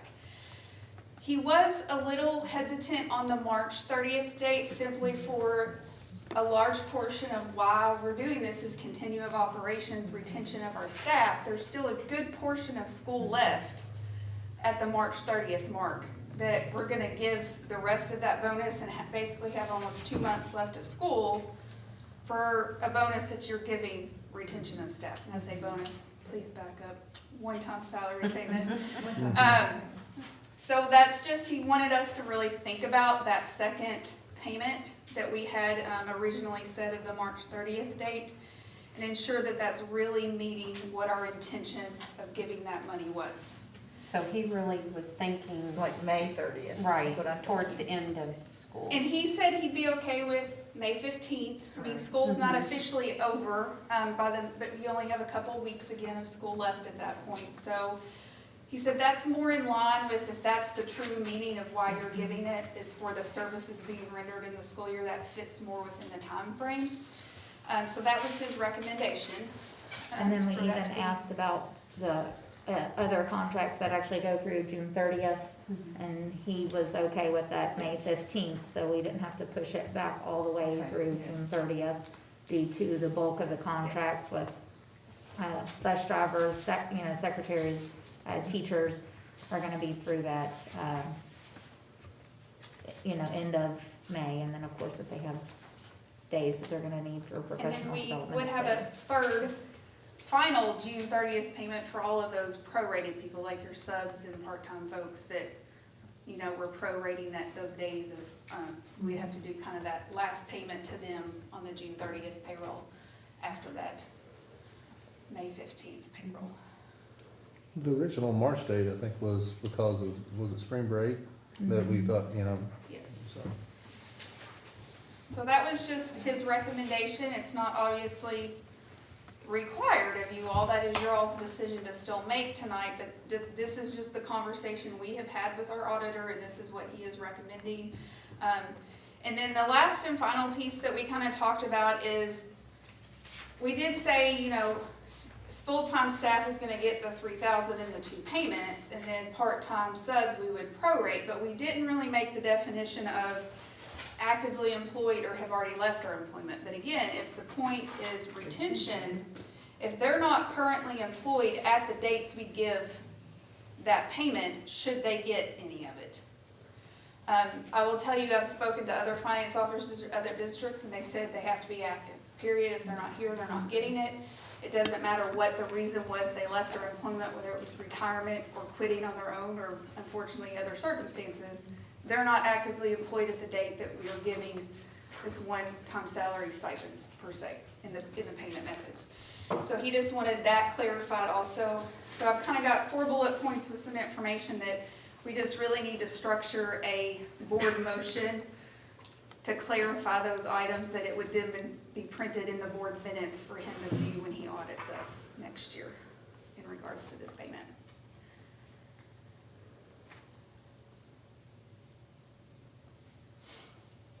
I didn't construct one because I didn't know what all the answers were going to be. On next month's agenda, so we're having discussion that the motion for what needs to happen with March or May is gonna really be something that they'll have to think about and put on the November agenda.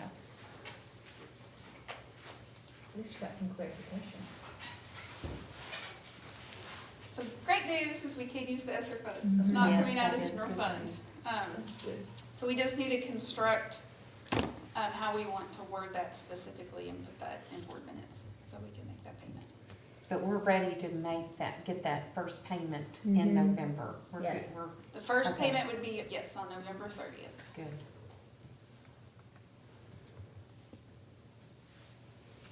Okay. Any more questions, comments? All right, then we'll move on to item number 7. Let's make a motion. Huh? She's requesting a motion. I think we just said we would put it on for the November meeting with the specific wording. Do we have to make a motion for specifically November? So that's what I'm gonna say, is what exactly do we want the Yeah, motion I to mean- be, to add that? Table Is that- to November. Well, you all Because can there's have no, you all can have conversation now on what you feel like is the best way to go, and then we will make sure that that gets on your November agenda, is what Okay. is what I was saying. So we I'm need sorry. to table, we need to table it till November. well, But- I think if he is looking, if he's giving you guidance on moving that date, I think that's something that we really need to look at, because we don't want any issues coming up with The federal Mhm. government. So I think if you're looking for guidance on, and putting that motion together for November is, I would be in favor of putting that second payment for May 15th. And that would be for active. Active. employment. I feel like that's important for retention. We felt like you all would lean to what our auditor is recommending, but I wanted to make sure it was changing, and we brought that up for discussion, okay. Okay, we will craft that word and then put it back on the November meeting in regards to that.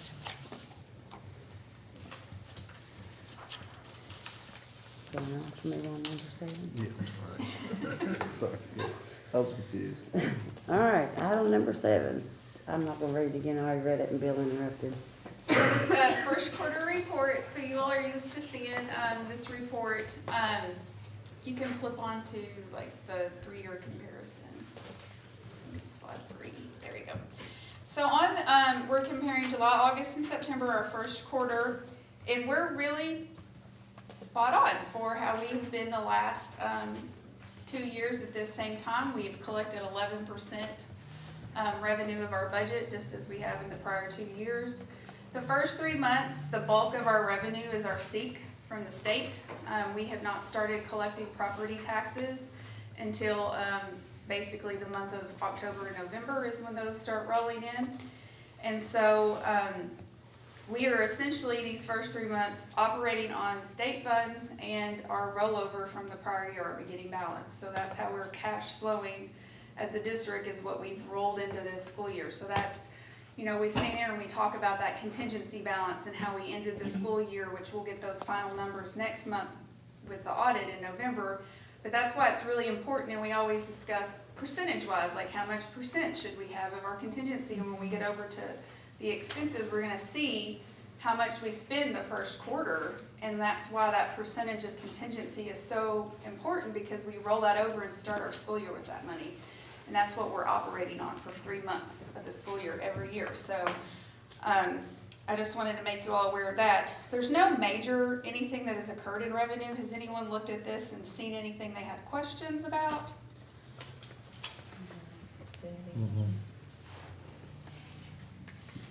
Just to point it out, the biggest change I see in revenues is our utility taxes, and a lot of that has to do with utility rates have gone up. I'm sure you all have experienced that in your personal bills of utilities, but that also increases that pot of money we get our 3% revenue on. So that's the biggest revenue change really in this quarter.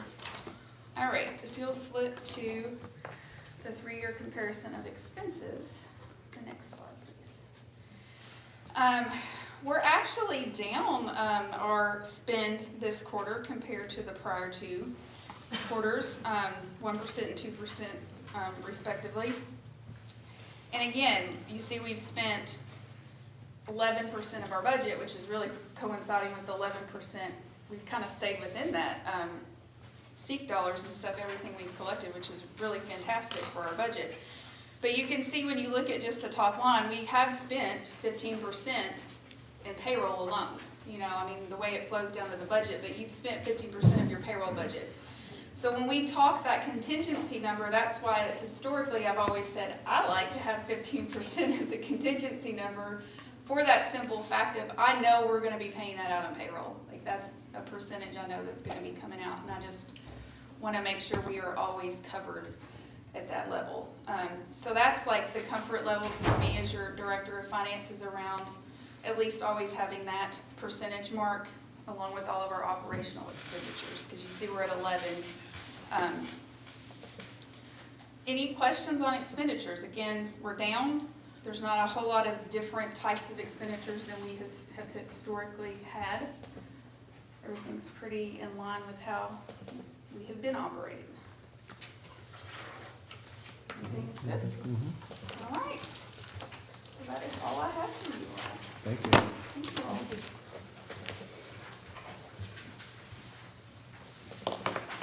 Alright, item number 8, consider approval of revisions to policy 03.121 and 03.4. And procedure 03.121 AP.24 and 03.11 AP.25. All right, that was a perfect little lead segue, because she talked about the retention bonus, or, I'm sorry, one-time payment.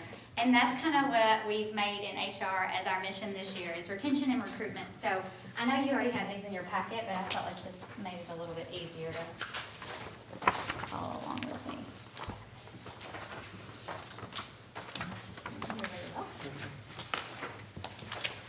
Sorry. As everyone's aware, there's a pretty big shortage of teachers and substitute teachers in Clark County, in Kentucky, and across the nation as well. And like I said, the Human Resources Department has made it our goal and an interest to employ new techniques to help recruit and retain the highest qualified teachers for our students in Clark County. Hence the reason for these proposals. So currently, Clark County Public Schools only rewards teachers for graduate level work if they complete the work prior to September 15th. This is the first policy we're looking at. Teachers that graduate after this date have to wait until the following July of the next school year in order to be able to change their rank. So we're proposing that the Board of Education offer mid-year ranks, which would then affirm teachers' intrinsic efforts and dedication to the profession. The HR department would like for this to be a recruitment tool for Clark County as well, as there are only 2 other districts in the Bluegrass region that even make this an option for teachers. It would serve as a retention tool and as a recruitment tool, and I've also attached to the back the KRS compliance email from Crystal Horde at EPSB saying that we are in compliance if we follow the minimum, but we also have the right to go ahead and do mid-year rank changes for our teachers. So you may have any questions on that one, or give a few minutes to read through it. How many people or teachers do you think this could affect? It's a positive for 100% of them. Because, so like if they graduate in December, they go 6 months without a pay rank change. So they literally got a rank 1 or a rank 2, but they won't see the payment until they're rehired the next year. So it's a 100% positive impact. For new teachers? No, For any teacher that's getting a graduate? Mm-hmm. Okay. Any teacher, yeah. Okay. So, and I checked with the finance department too, just to make sure that we were all, it would be a positive impact for everyone. Mm-hmm. And so budget-wise, this isn't an issue, and actually it helps both departments because we don't have this massive influx of paperwork coming on September 15th. And it also helps teachers too, it gives them a little bit more of a leeway, because I think I put in there in the actual policy itself a 6 month, so the teachers actually have 6 months to apply. And also another thing for the finance department is we always have to go back and retro pay. So they've had the degree since the prior year, but they can't actually apply for it until September. So then HR has to process a retroactive payment to the finance department, which then has to go all the way back to July 1st and retro pay anyone that got that degree the year before. So it is a lot of paperwork and a lot of processing, and I just feel like this would be a great retention and recruitment tool for us if Clark County was only one of 3 districts that did it in the Bluegrass region.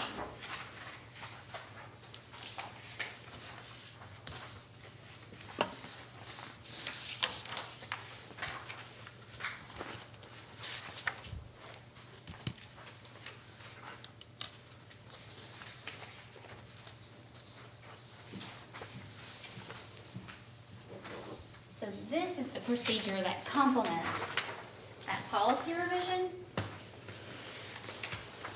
So you're welcome. So the change on there, you can see that I did the strike through of the dates, and the same for the national board certs as well.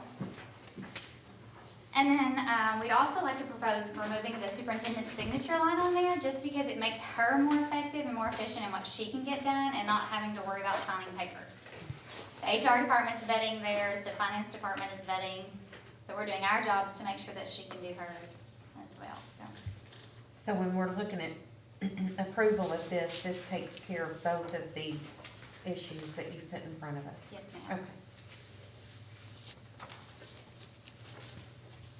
Well, I think it's a great idea. So I'd like to make the motion to approve the revisions to policy 03.121 and 03.4 and procedures 03.121 AP.24 and 03.11 AP.25. Motion by Ms. Richardson. Is this the first First reading? It is. It's Oh, your so first we're reading, first yeah. reading, okay. Yeah, it's on reading. Okay, that's okay. It's first reading. So we have a reading tonight, and then we look at it We bring again it back. in another month, And then we can approve. and then we approve it. Okay. I believe that's for the policies of the procedure, which in this case, we would have to change the policy first, but the Yes. next one, I just wanted to Would be clarify, that, 'cause the approval, next okay. one, yeah, Procedure can change, but, yes, ma'am. So what's the 03.4? What am I missing here? So I got 03.121 in front of me, I got 03.122. 3.4 is coming next, I Okay, wanted okay, I was gonna to, say. I did, I wanted to clear the air on these two first. Okay. So you wanna hold on for a second, Sherry? Or Yeah. you just wanna stand by? Stand by. Okay. All right. I'm not so- going anywhere. All right, so Sherry's standing by on her motion. Okay, here's policy 03.4. No, thank you.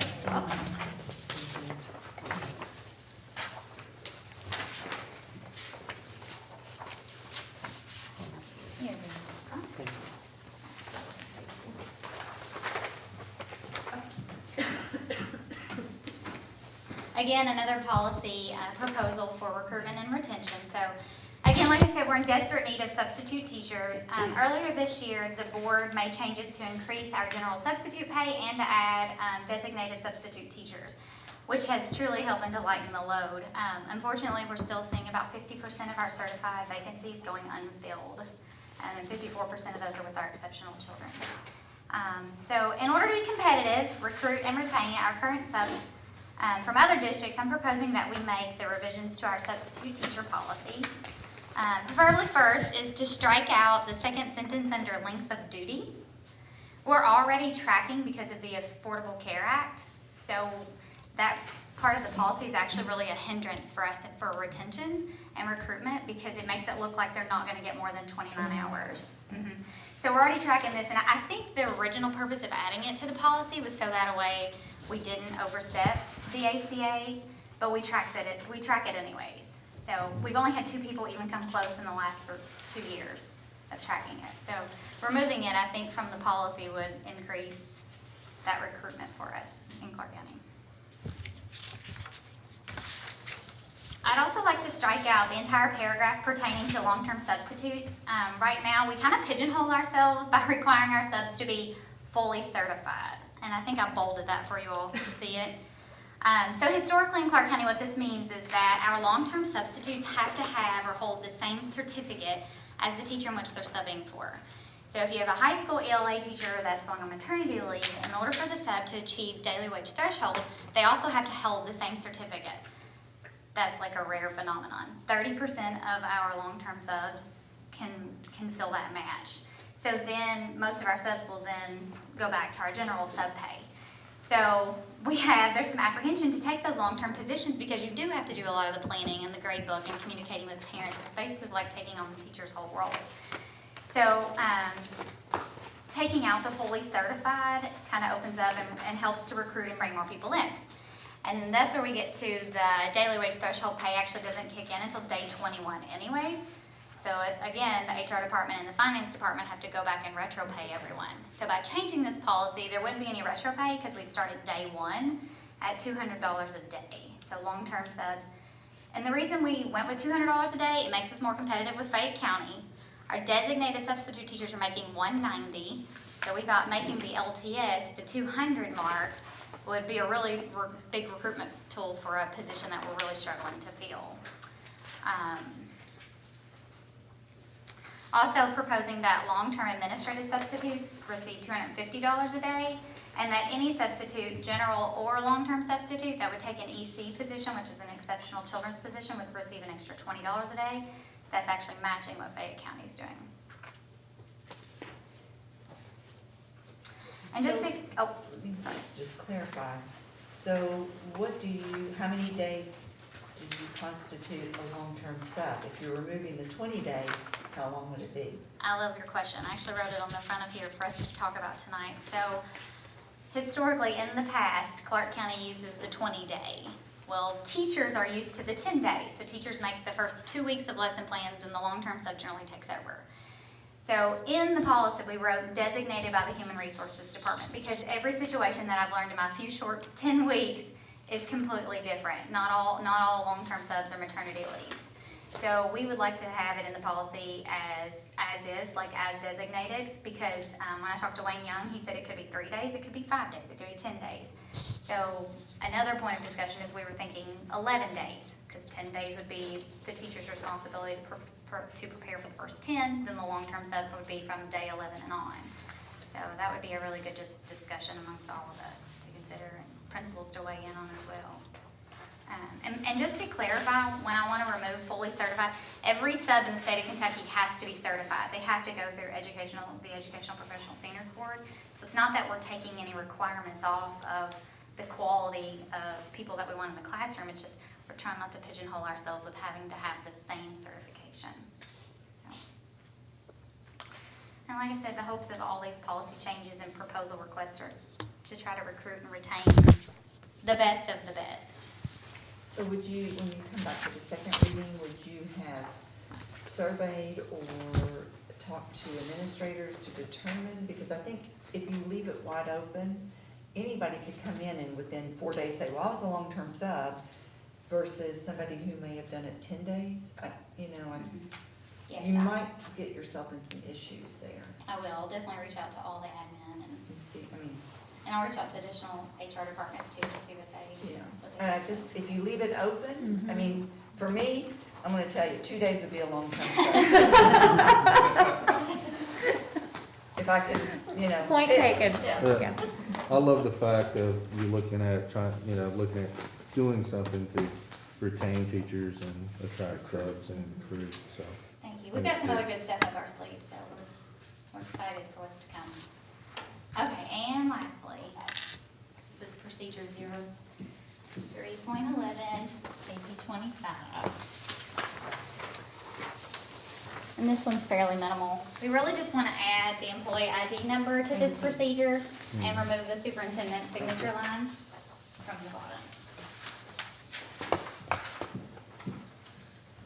Again, just efficiency in the whole process and letting Dr. McComas do her job and not have to sit around and sign.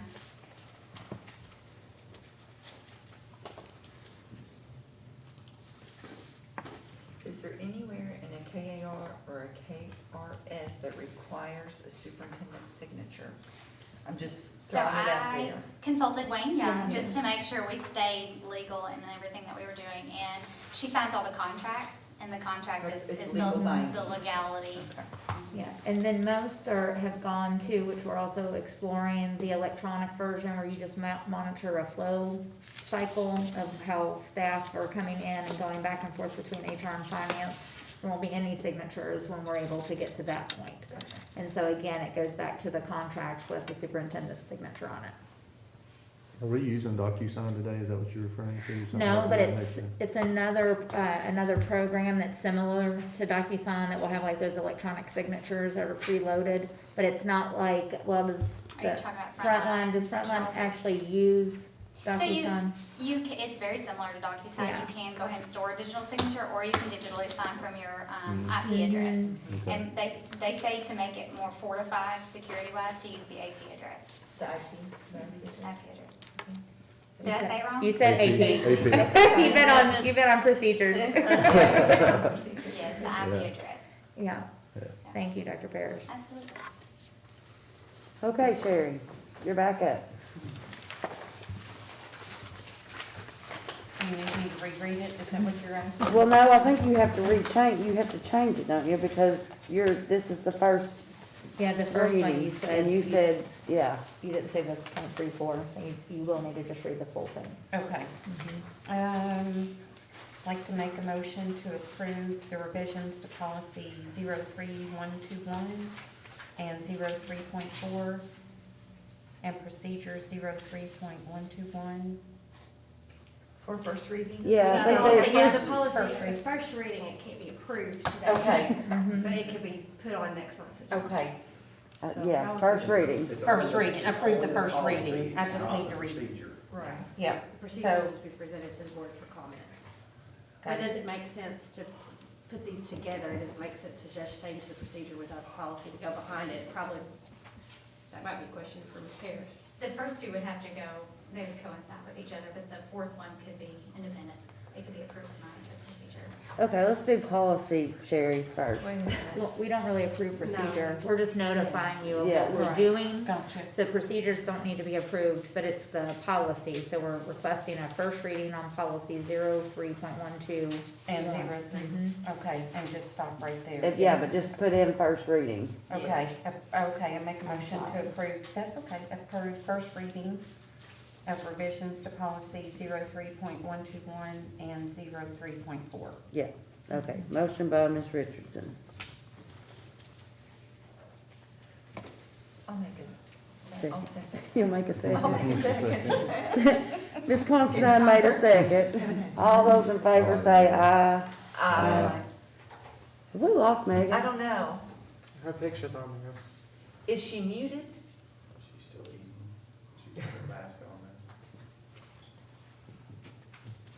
Did she raise a hand? Megan, can you hear us? Yes. Okay. Did you say aye? Yeah. I'm sorry, I'm in the middle of dinner. What am I presenting to? The policy revisions, Oh, first reading. I agree. Okay, motion carries 5-0. Okay, and if it's all right with the board, before we flip to number 9, can we take a 5-minute recess? Sure. Thank you. Take a 5-minute recess.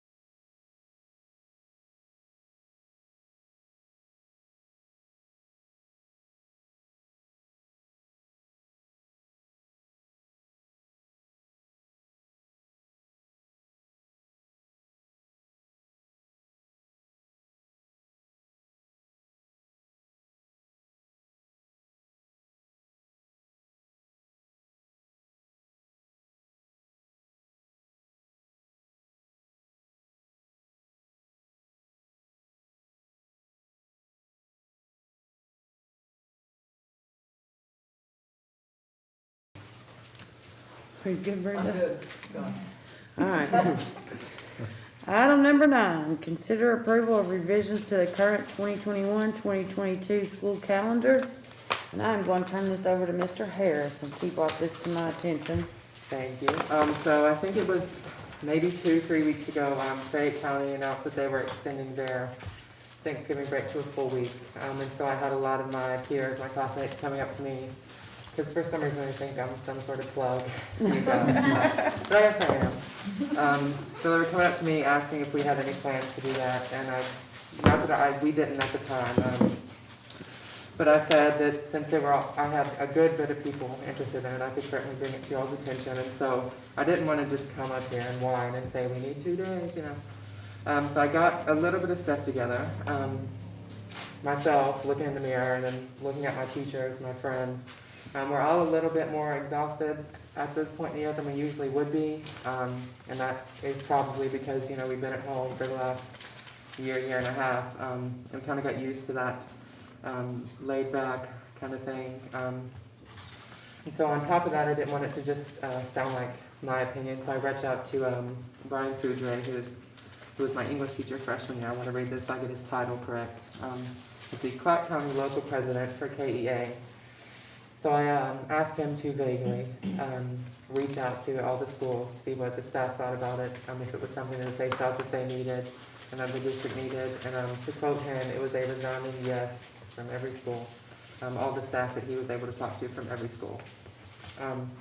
Another thing that I thought would that this could help with is before COVID-19 came into the picture. Once we got well into the fall, sick days, a lot of illness was always a common occurrence. I know before we were kicked out of school for COVID, we had, I think, a week off for the flu. And so when you add COVID into that this year, I think we're most likely going to see that kind of that sickness ramp up. And so I think adding 2 days and giving us a full 5 days would kind of alleviate some of that, help mitigate, you know, the spread. Next, it is common, I don't want to say skip, but if students, families are planning to travel, they won't come to school if they have plans set in advance. And I had Dr. McComas talk to Ms. Bush. And so attendance and Ms. Puckett. And attendance in past years when we've done breaks similar to this year, attendance is low on the 2 or 3 days before Thanksgiving. 2 days before Thanksgiving break. So again, I think giving us that extra 2 days would help with attendance as well. And the last thing I have on here is if we were to adopt this calendar, which is in your all's agenda, and I'm going to go over what we are proposing to do in just a second. This would set you all up to be able to do this again in the future, and maybe give a week for Thanksgiving break from here on. So how will this affect the calendar? Under state law, we have to have 1,062, I believe, instructional minutes allotted for our entire school year. Right now, we're a little bit over. We're at 1,232. And that is, we got to that number by 420 instructional days by 176 days, divided by 60 minutes. And since we're going to end the year over that threshold, we have 2.83, what I would refer to as bank days. And so those are days that we can fall back on because we are over the minutes that we're required to have. So it's in your all's packet, in your on your computers, the proposed agenda, or the proposed calendar. So if you want to look at that, what we're talking about doing is adding the 2 days to the beginning of Thanksgiving break, which is, I believe, the 21st and the 22nd. 22nd, 23rd, excuse me. And how we're planning to cover those days is we have right now, Christmas break is 2 weeks and 1 day. It's an awkward day on January 3rd. Personally, and talking to my peers, I don't really think that having that January 3rd off is really going to matter, per se, for lack of a better term, because it's just one extra day. And so we would still have 2 weeks if we were to turn January 3rd into an instructional day. And then the second way that we plan to make this up is May 17th is a non-instructional day because of voting. And I think Dr. McComas didn't want to turn that into a full instructional day because as soon as she would do that, they would say that we needed to vote. So we had talked about making that a teacher workday. By doing this, we still have teachers working, or And staff working all on staff. that teacher workday, as well as the third. So we're making up those two or they will be working those 2 days. So by doing it this way, we ensure that we don't violate any contracts. And making those 2 days up, we won't add any days to the end of the school year. And we will also, since students will be in classes on the 3rd, we'll still end the year with 1.83 bank days. And I think that is all I have.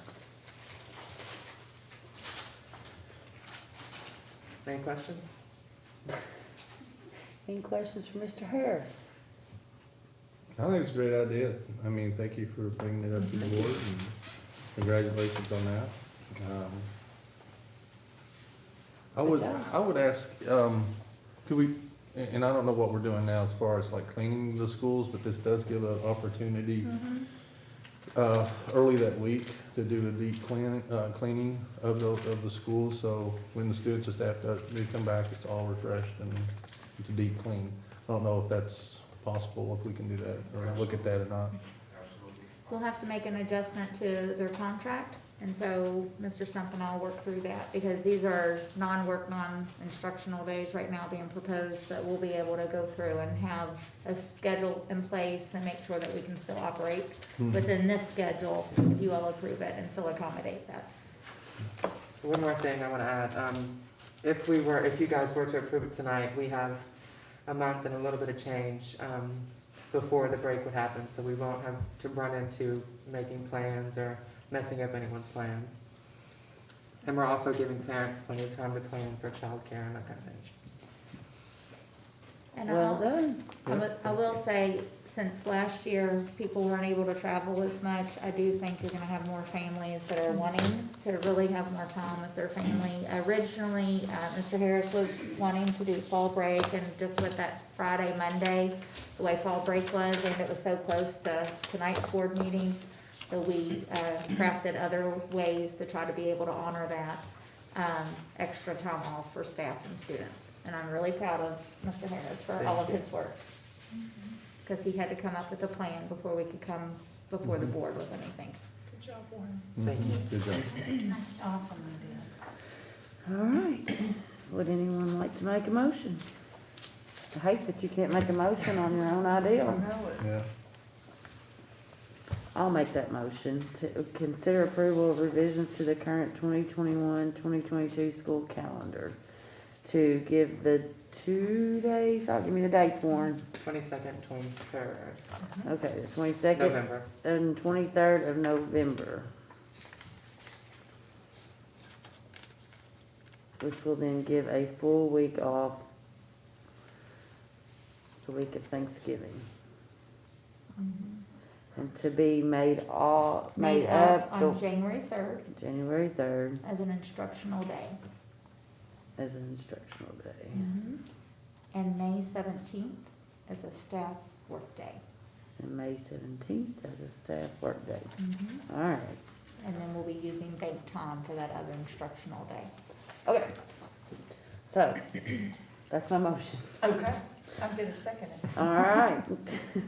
Motion by Richie, second by Constance. All those in favor say aye. Aye. Opposed, motion carries 5-0. All right, item number 10, Mr. Stump, consider approval of revised Clark County School District Police Department Standard Operating Procedure Manual. You should have a copy of the manual in your packet. Periodically, the state suggests certain sections of procedures that our SLEOs should follow in their SOP, their Standard Operating Procedures Manual. The last one they proposed that the board considered was in 2017, which dealt with racial profiling. This one more specifically addresses vehicle pursuit and the guidelines that our SLEOs would follow given the need to pursue someone in a vehicle with one of our vehicles. So it just delineates the procedures, the steps in which we should cease pursuit or pursue pursuit, the types of crimes that would qualify themselves for continued pursuit beyond our boundaries, and how that would be coordinated with supervisors and the like. So we would ask the board to consider revision of the current SOP for our SLEO department to add that 8th installment of procedures regarding vehicle pursuit.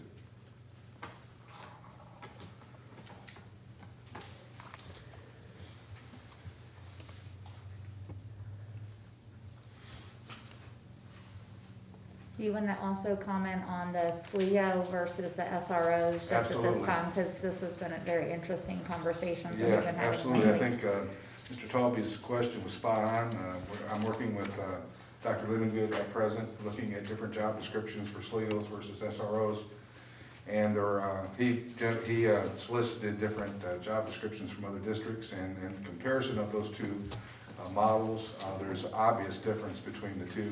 The SLEOs are far more focused on school environments, interacting with students, how the SLEO or how the officer integrates with teachers and staff, whereas your SRO job descriptions typically are more law enforcement types of responsibilities. So we are in the process at our central office of looking at job descriptions far globally, and this certainly is one that we'll be prepared to. Well, it's not, they're not the same. They are not. The general difference. And what does SLEO stand for again, I'm sorry? It's special law enforcement officer. All right, the main difference is who employs their employer, who the employer is. Okay. SLEOs are officers that are employed by school systems, by boards, whereas SROs are employed by local law enforcement and governed through those agencies. So we've never really had an SRO. We've never really had an SRO. Okay. No, I take that back. And historically, we have. Historically. We have. Years Right. ago.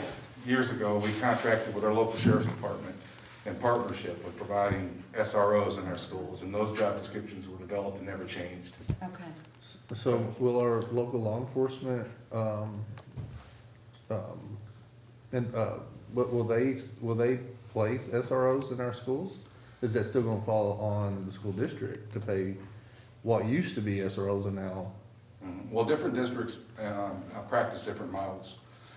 So I think we've had discussions about what model might be most appropriate for our school system, but we haven't had those discussions to the point where we're prepared to recommend to our board any given model. But currently, we have a SLEO model to where we hire those school officers, and we have our own police department in our school.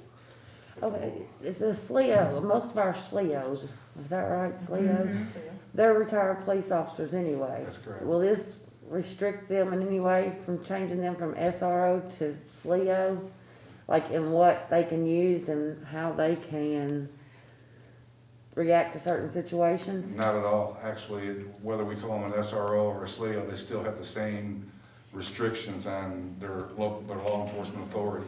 Okay, because I know a lot of times they would go and get certain license and stuff with the police departments and do certain We trainings. still do that. They can still do that. We still participate in partnership with training, so we're doing that December 4th on TASER trainings. We're partnering with them on shooting ranges, so we still have that partnership. But our program is specific, as I said, to the employer. I mean, we hire our officers, so we call them SLEOs. If we were partnering with local law enforcement, then they would be SROs. But those job descriptions, as you noted, are vastly different.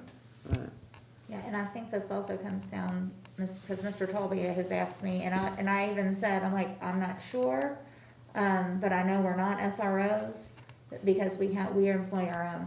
So I think, to your question too, Mr. Talby, we have always been, as long as this like, I don't know how long SLEOs have been in existence here in Clark County, but they have always been SLEOs after we started hiring them. So when we stopped being placed with the chief or with the Winchester Police or the Sheriff's Department for SROs, when we started hiring our own, that's when we automatically switched to this other program for SLEOs, SLEOs. This is the first that's been brought to the board. So when did that switch and who, is this a, I mean, who makes the difference between a SLEO and an SRO? Is it a government, I mean, is it a policy somewhere? Is it, you know, is it Frankfurt? I mean, what? I'm sorry. I was gonna say, we would have been paying for the SROs to begin with. Right. And we're still paying for them, but we're hiring them now versus paying the police department or the sheriff's office. It's a contractual. If you are an SRO, you have to have a contract with local law enforcement, sheriff or city. If you are a SLEO, then you do not have a written contract with outside law enforcement. So have we been paying with the police department and the sheriff's No, department? no, we are hiring our own. Okay. And we're also strengthening that partnership. That's why Sheriff Perdue is here today, to go over some things with us. And then he and Mr. Stump are gonna continue to work along with Chief Mulligan, to make sure that we are enhanced beyond what an SRO program would have provided us. But at this point, technically, we employ SLEOs, and our job description does say SRO, so. that's We an gotta area- change all that. That's an area we really need to look at. Yeah. Ours says LEOs, our job description. Elios? Local We're sure law. that Dr. Levin could do that. Mm-hmm. So it sounds like it just, all of it needs to be revisited. It's just a syntax. And we're looking at that now. It's- This is part of our wage comparability study and that overall strategic plan, which is how these things came about. So Dr. Parrish and Ms. Ellis and Mr. Stump are all working on those parts. So, for the, what's on the agenda tonight? Yeah, that's what I was To going be to. actual pursuit, why would a SLEO ever, if a SLEO's really there for the kids, you know, and I guess why would they actually be in hot pursuit of a vehicle? Well, any serious crime, like kidnapping of another student, certainly you'd want someone to pursue a person that had another one of our children in a car and heading off campus. Serious crimes, murders, school shootings, those are delineated in the document here.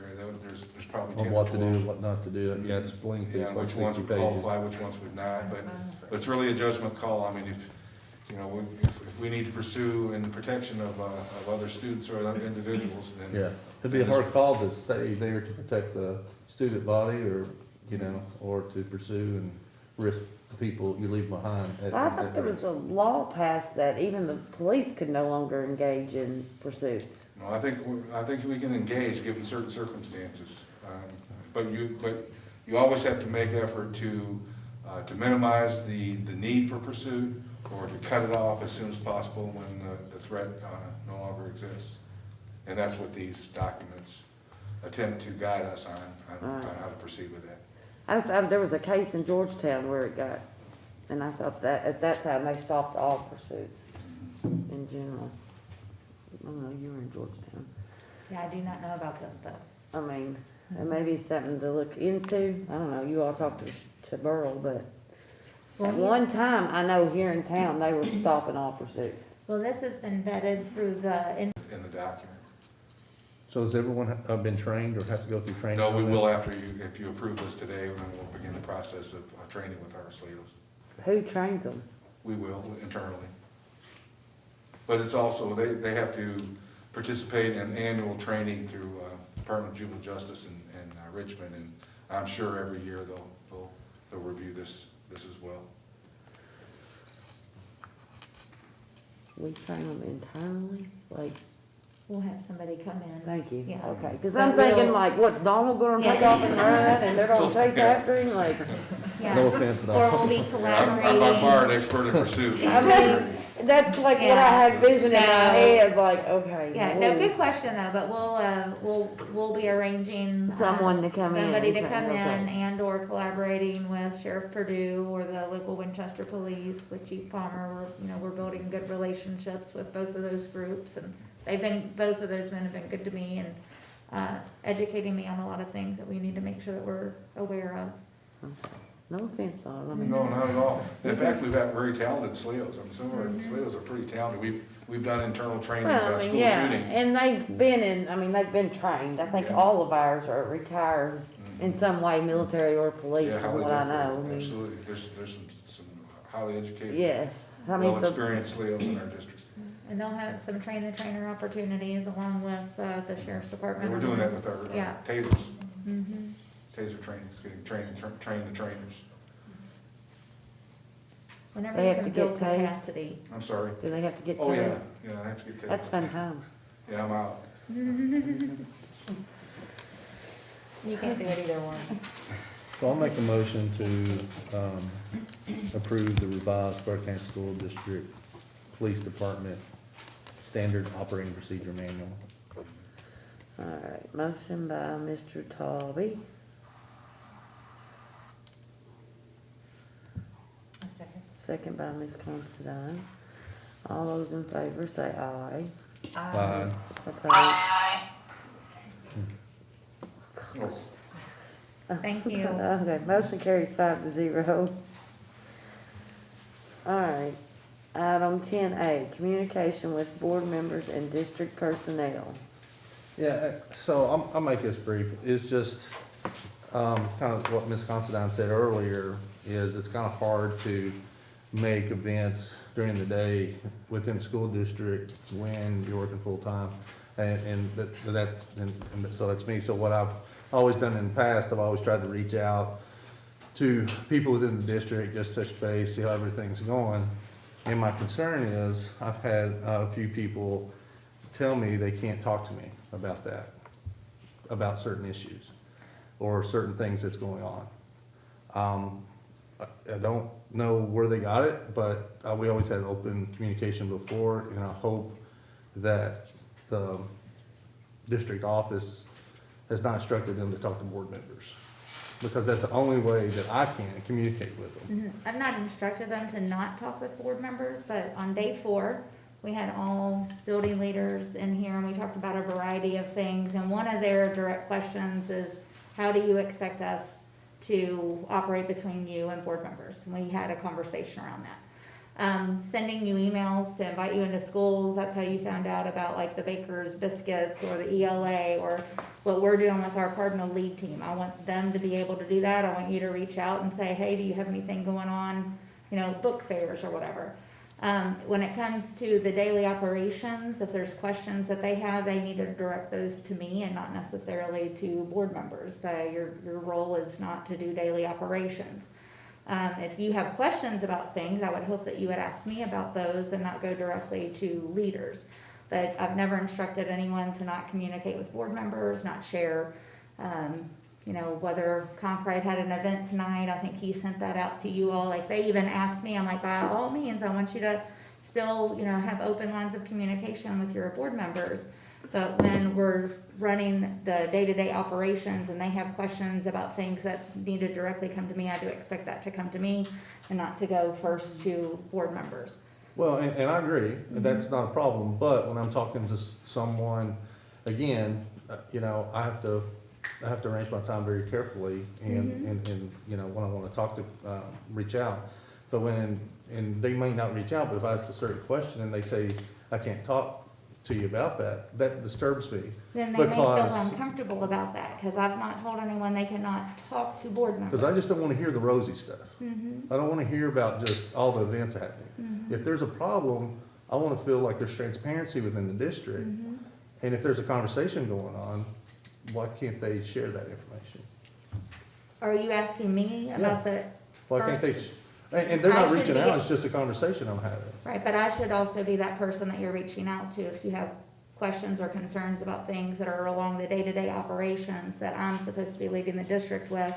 And I feel like I'm doing that, but if you're wanting to know when events are going on or how to arrange your schedule and all of those things, by all means, principals, building leaders, people in central office have full right to be able to talk with you about that. I don't know if anything's wrong unless you bring it to us. I hope that you trust that I'm gonna bring it to you. I feel like I've So- demonstrated that quite frequently. Because I want transparency within the district, and I don't think it's there. And I understand you want control, but at the same time, we have relationships that are now strained, or that I know I'm, that I have strained, because I can't get to all the schools. I'm not So- expecting you to. It'd be nice to have, or board members to be able to get to buildings. But if you have questions about things, you're welcome to also reach out to me to give me the opportunity to build the relationship, to have transparency with you so that I can share those things. But going directly to a building leader, that's not in line with, you know, wanting to know when things are going on, I feel like then you're circumventing the role of my position. I'm not calling them to ask what's wrong, I'm just when I, call them like an events have going on. Yeah, And I say, how's everything else going on? Oh, I can't tell you about that. So that's what I'm just asking Yeah, for a that little should be bit a more. response that you should hear. Okay. But yes, you can call and ask what's going on. Hopefully they're sending you, like you all are getting emails from some of those things, and hopefully they're gonna continue to do that. I get those emails, but just like, we'll go back to my kids, I'm the only one sitting up here with kids. I called to get information on some stuff, just to find out if what, same thing. I was told they couldn't talk to me, they'd been told not to talk to us.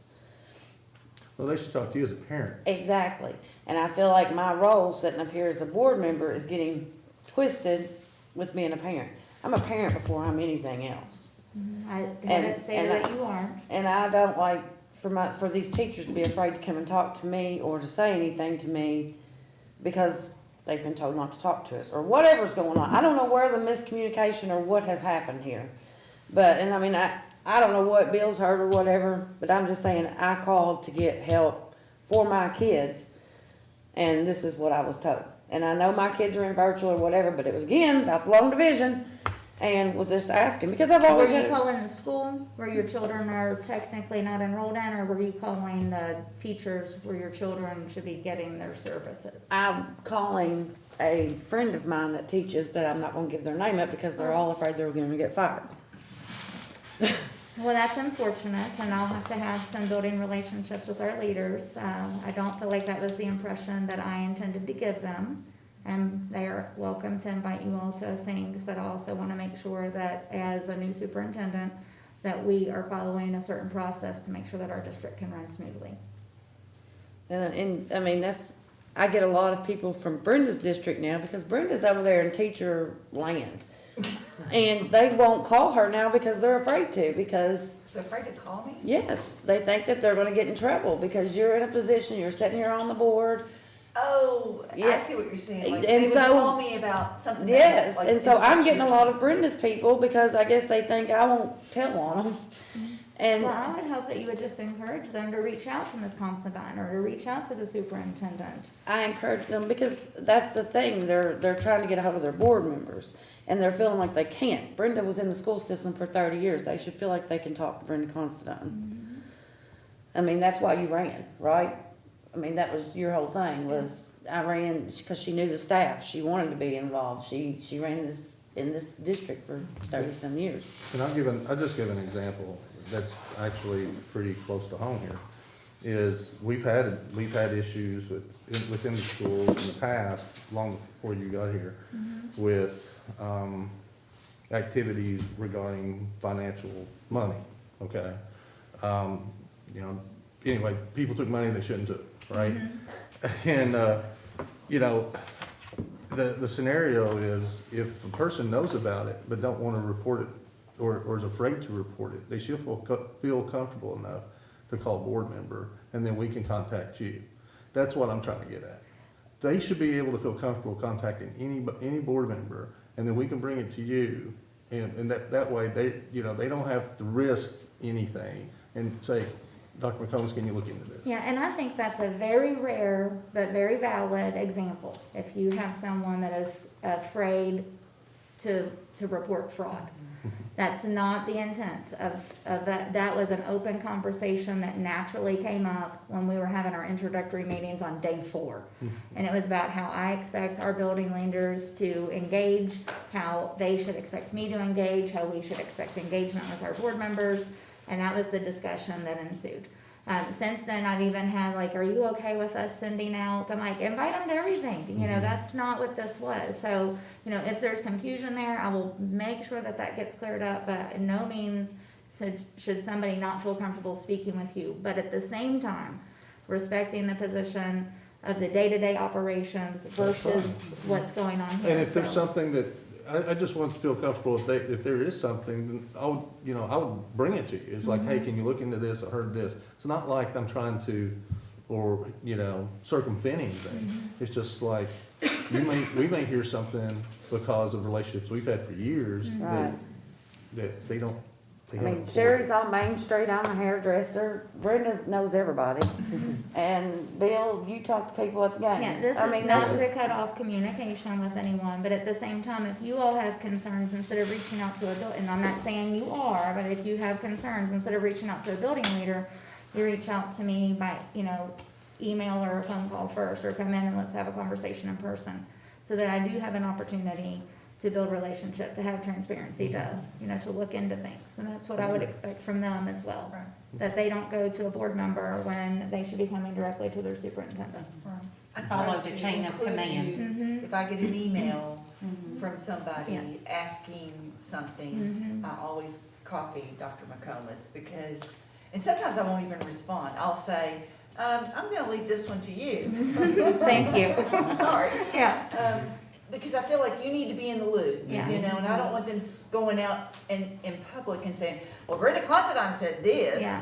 My goal And is trust to- me, they will. Yeah, my goal is for us to all have a very positive relationship with our building administration, with our teachers, with our parents, with our community, with each other, with myself, with our central office staff, and in no way is it to hinder any of that.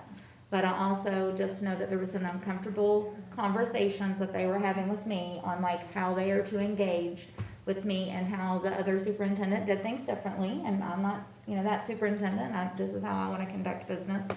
And I ask them to respect that. If we need to continue with those conversations, I will. I don't feel like I've asked them to do anything that is then going to circumvent your role or responsibility. And I don't feel like that's what you're expecting for you to me, but, you know, if I need to address that, I will. But that's how that conversation came up. It was on day 4, and we addressed some of those issues. No, just wanted transparency, that's all I was asking, Yeah. you know, if we can, you know, I hate the fact that they said, well, I can talk to you about this, but can't talk to you about that. Just, okay. Just I'm asking, how's everything going? I shouldn't get that answer. No, they should be able to say it's going great, or we're working on, you know, guess what, we're coming out of a pandemic, and we've got 3rd graders that aren't reading at a 3rd grade level. You know, there's a lot of raw things that they're dealing with right now. Because it helps us at the board meeting if we know a little background, you know, if something does come in front of us, oh yeah, I remember that discussion with such and such 2 months ago. And 9 times out of 10, if there's an issue that they throw at us, we're gonna hang up and call you and be like, what are they talking about? Yeah. I don't have time, I mean, I don't have time to do Yeah. it, right? Yeah. But I just don't want the communication to be cut off, that's all. Yeah, and I would agree. And I don't want to get a phone call where a leader has told you about it, but they've not told me about it. Right. That's equally But, disturbing. yes, and at least if I get that call, I can call you and you're on it, you know it, and then you can deal with it ever how you see fit, but it's just that one, that was kind of I'm kind of with Bill on that. All right, moving on to 10B, test to stay. Test to Stay is the program that we contracted with Ethos. And so we get reimbursed, that actually gets paid for through the state. It's a state program that came out so that as students and or employees go into the quarantine status, so not isolation. Isolation is due to a positive test result. Quarantine is you have close proximity and you're being quarantined. So if you have not been vaccinated and or there's, you know, issues with the masking and the social distancing, that's how you go. So we're following those quarantine protocols. Well, then you can return to work or school if you come in and choose to get a test every day. And if it's negative, then that student can go on to school. Is that what the parking spaces in Yep. the back are for? Okay. I Yep, saw and we've been that. doing it. Yeah. We have anywhere from 3 to 9 people that are showing up every day, and they're staying in school and going to work, and it's been a really good thing. We have I was pleasantly surprised that I get positive emails about this was one of the best things that you all did, and especially working parents when their child has been quarantined due to usually the smaller ones haven't been vaccinated. They don't have that immunization, and so it allows them to get their kid tested. We went with Ethos because I didn't want to start testing at 8 o'clock in the morning. I wanted to start at 6 or 6:30, and they have obliged us with that. So a parent has time to get here, get their kid tested, get them to school, they can't ride the bus, so they're going to school, they're taking them to school, and then that parent can get on their way to work. And that's typically the audience that we're serving right there.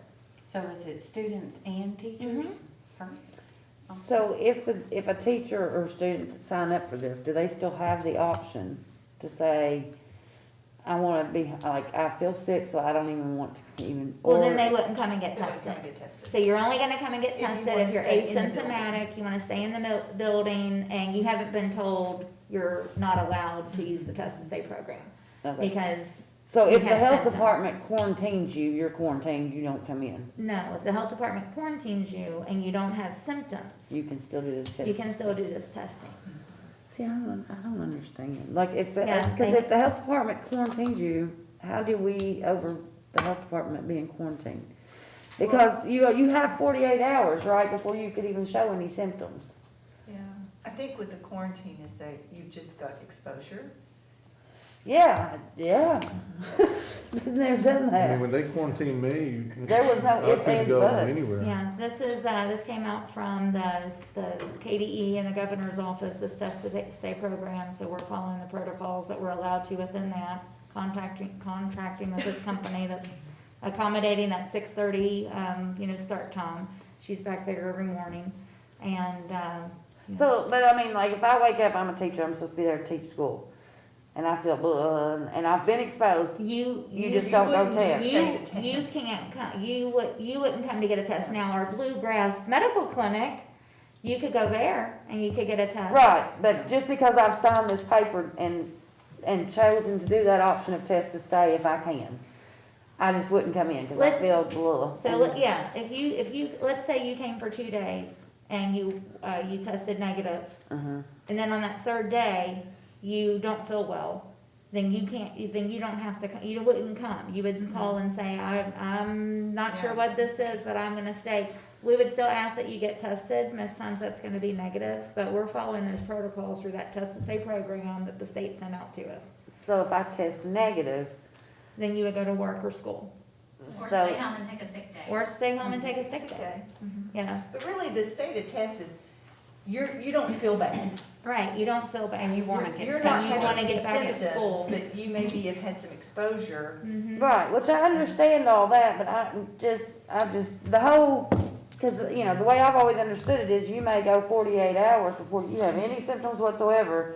So in other words, if I'm going along my way for 48 hours and Bill's over here just sitting by me, So we actually follow what's called a modified quarantine, students and staff do. So you're technically still in quarantine. okay. It's modified so that way you still receive in-person instruction.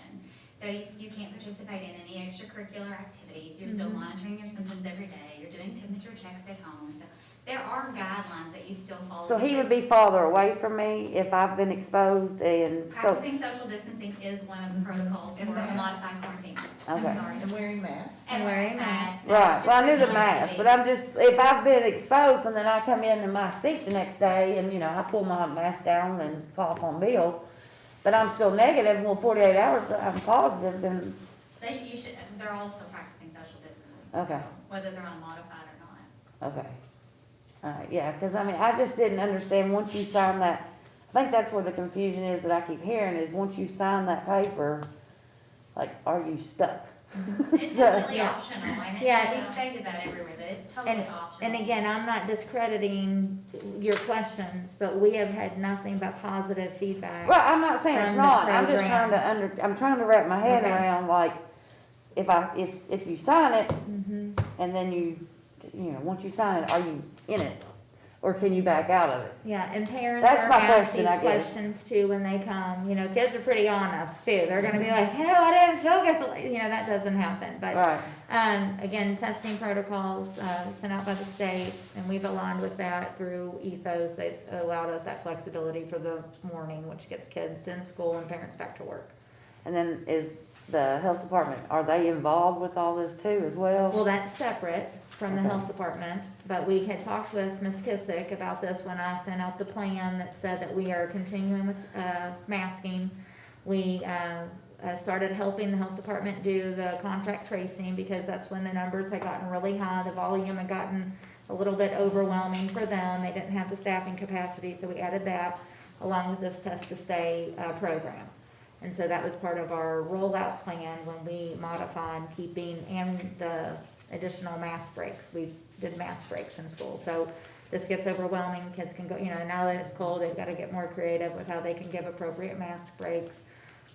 Mr. Harris asks me about masks all the time. And so I know nobody's a fan of them. No. But it's part of the contact tracing. And right now, we want our economy to stay working, and in order to do that, we have to keep schools open. Right. And that Test to Stay feature is another layer that helps parents get to work. But that's separate from the health department, which is separate from, you're not gonna go there, like a person can't come in and say, I don't feel well, can I get a COVID test? The answer is no, because this is another layer to that.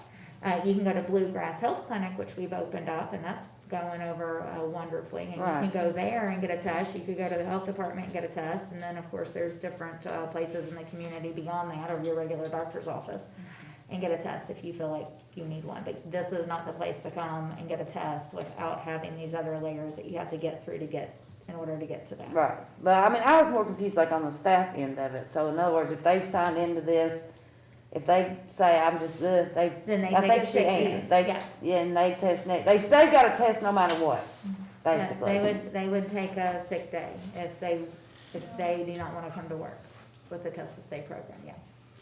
I have two questions. Yes. First is, how are we ensuring, if they're testing to stay and their kids are still going to school, how are we ensuring social distancing in the classroom for 1 or 2 kids? In a class of 25 or 30. Yeah, that's information that gets passed between the Test to Stay person back to student services and to schools. And so I don't know exactly what each individual teacher is doing, but that's a process that information is getting shared back through school nurses, that they're being able to communicate that with their building. My second question is, when you put out your statement regarding the masks, which I love,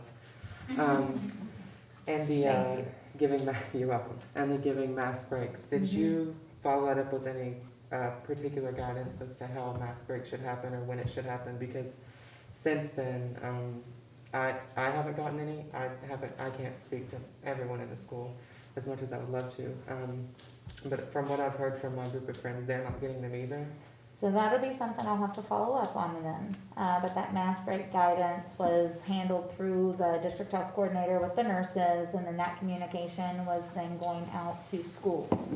And we had talked with building level principals about how those mask breaks could be implemented. And so I don't know if conversations were had with teachers then, and then certain teachers are deciding to or not to give individual mask breaks, but I will follow up with our building leaders to make sure that that is going on. Because now that we're getting into colder months, and you're not gonna be outside as much, that's gonna be more important that we have those in place. So, but I'll follow back up, but I'll start at the top with our school health director and make sure that that has been properly communicated with nurses. And I believe it has. I think there's a breakdown in between that communication with school nurses to staff and or leadership to staff. So, and obviously with me. So I'll make sure that gets addressed. Thank you. One more question and I'll get off the subject. How do we override, if I'm back to the health department, if they've quarantined them, how do we override that? We're not overriding that. Like if they're doing Test to Stay and they say, you need to go home, you've been around, right, like say your immediate child has got it, and they tell you don't go out. I would have to have those protocols in front of me to really sit here and laser through those with you. But that Test to Stay program, again, was sent out by the State Department, by KDE, and then through the governor's office that gives a protocol or a procedure on how that can be implemented. And then that is, kind of scissored in with the guidance that we have from the health department. And I did speak with Ms. Kissick about this before we released that plan with those 3 additional layers. Mask breaks, which I need to work on apparently, the Test to Stay option, and then also making sure that we were being trained, our nurses were being trained by the health department, and we were taking over that contact tracing so that we could do that much more efficiently. They were working themselves to death when those numbers were up. things were being delayed, that then created more problems, so we worked with her department to come in, and she herself came and did that training. So we had communication Right. about that protocol, we sent that to her, and that's how that plan came to be. But we got our initial guidance, again, from the State Department. And we're not the only district doing it, there's. No, I know there's many- other yeah, districts many doing it. districts I that just are don't doing it. understand it. Like, I just don't understand it. Yeah. And I'm not We saying. can talk more later. I can go over the protocols, I can send all that stuff to you. Is this not something that needs to be approved by the board, or is it because it's a protocol? Like, is this not something that needs to be a policy? It's not a policy. I know it's not now. Is yeah. it not something that does not need to be?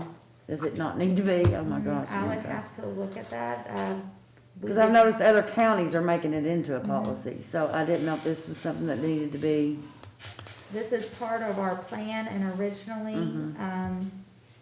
You all wanted me to make the decision on our plan, and so I did. Right. And by doing so, this is part of that plan. So if you, Is test to stay voluntary? yes. I think that's the word. Mhm.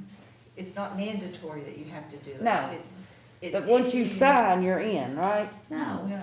Okay. It's Yeah. voluntary. It's voluntary. No. So you can get out of it? Yes. Yes. Okay. I think it's voluntary. It's if you. You know, unfortunately, we've had some children due to the, you have 2 or 3 kids, well, this one child's around this friend, and that child gets quarantined, and then next week, the other kid's around another friend. You would never be able to go to work. And so this is an opportunity, if you are wanting your children to go to school and they're not experiencing symptoms, then they're voluntarily, you can bring them up here, they can get tested. It's not like they're made to do Right. this. It's only Right. if they choose. Right. Correct? Correct. Okay. So you're saying that keeps us from having to have a policy? Because I mean, so why are these other ones doing policies? I don't know. If it's just because it's gonna be around for a while, or Who knows? just a Get your general? crystal ball out, Brenda. I was gonna say, because I'm tired of COVID.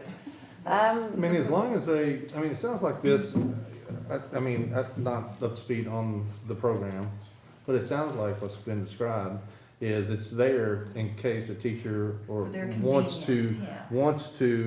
even though they've been exposed, they're not showing symptoms, if they want to teach, they can teach. Okay, they can go to work. But if they don't want, if the health department quarantines them and they're worried about it, they don't have to go. No, they just take a sick day. Yeah, is Correct. that right? Or it's an excused day, at school for the student. Yeah. And it's the same as like, we have the Bluegrass Health Clinic. If you wanna go to it, go to it. If you don't wanna go to it, don't go to it.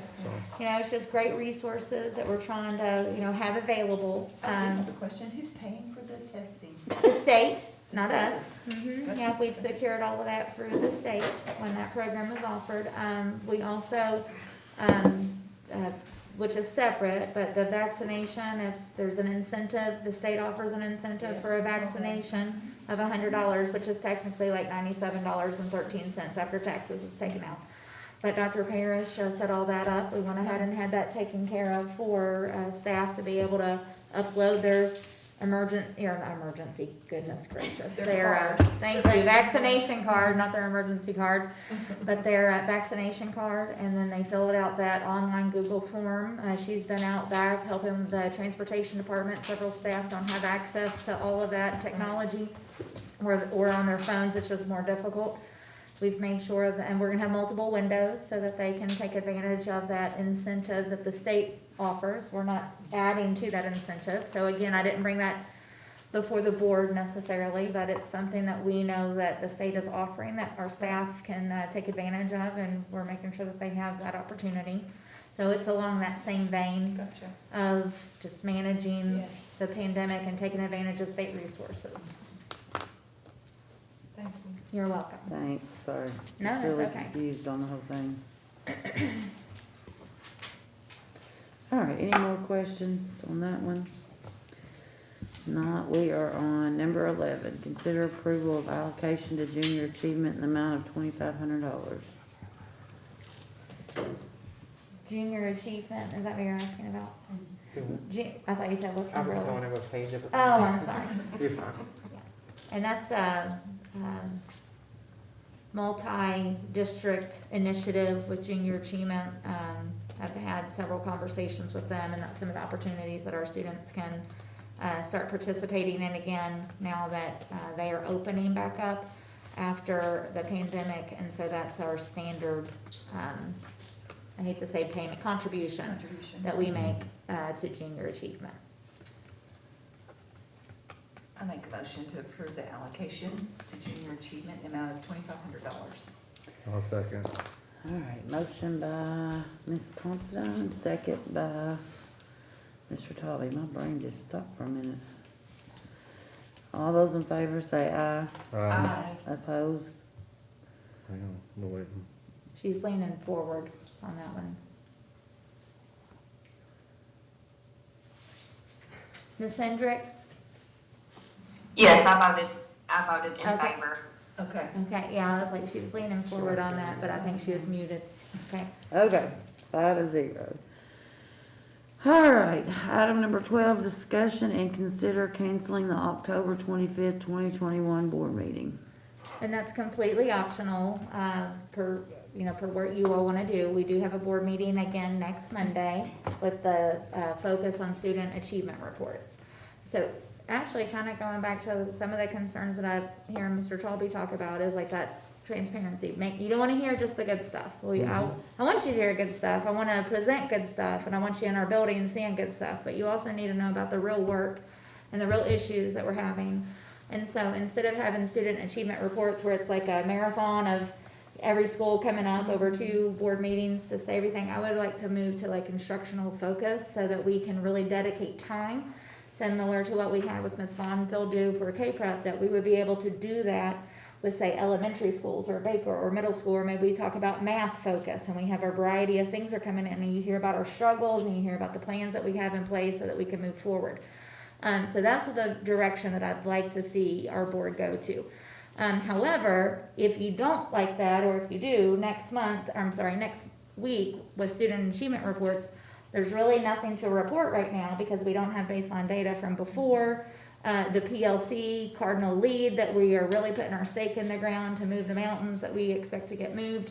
We don't have enough data collected to really share the student achievement reports that I think you're used to. So I would just request that we either that we cancel that meeting and that we start developing instructional focus into our concurrent meetings, and or we delay then the student academic or achievement report, just because we don't have enough, traction under our feet right now to be able to effectively do that. Do you have a specific date or date in mind where we would see the first instructional focus presentation? We could do that at the November board meeting. I would have that built in. So like each board meeting, we could intentionally do that. And you all could help craft what you want to see so that I could bring those to you. And then when we set the agenda for next year, we could even build in work sessions where we can have, especially because of your schedule, where we could have some engagement, where it's not just setting up here and being talked at, but you actually get to be part of that process. And that's what I would like to see us be able to do moving forward. And if you still want to have a meeting next week, we will have that together too, but I'm afraid it will be actually more of what Mr. Talby doesn't want to see, which will be some fluff. We can talk about our obstacles and our challenges, which probably should be the focus if we have one, and not so much on achievement reports, because we don't have the data to support that yet.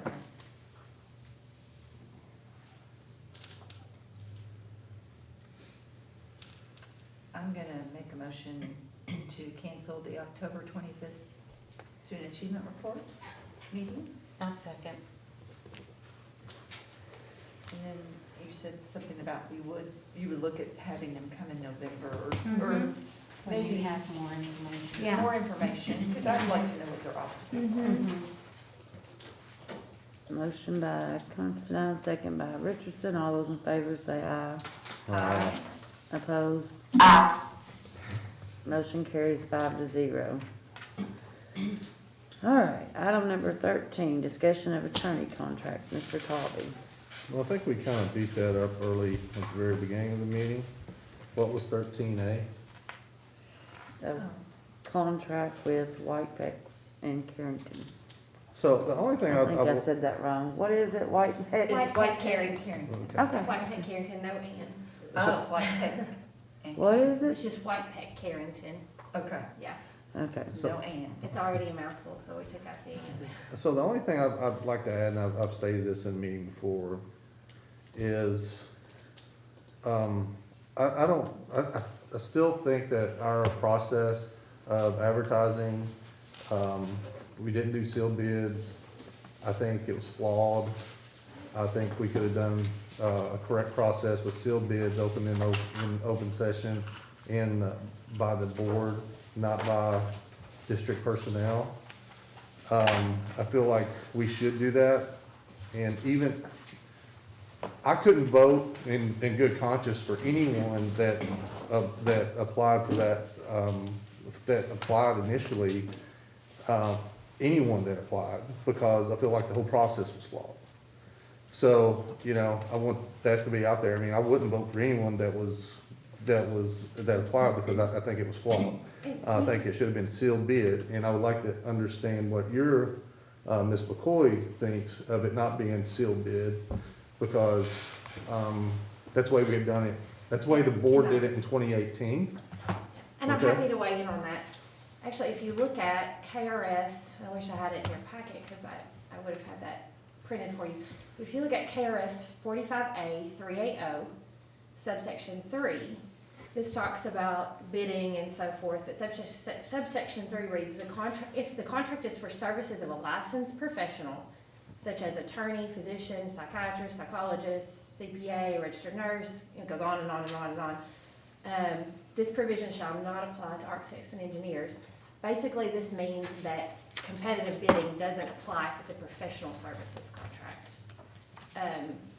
I'll go back up to the top. A local public agency may contract or purchase through non-competitive negotiation only when there's made a determination that, and then it's 1, 2, 3. So I believe attorney contracts are under that KRS 45A 380 sub 3. And so they're not subject to sealed bidding procedures and so forth. And I think that's been the practice of other boards throughout the state. Do you think that if the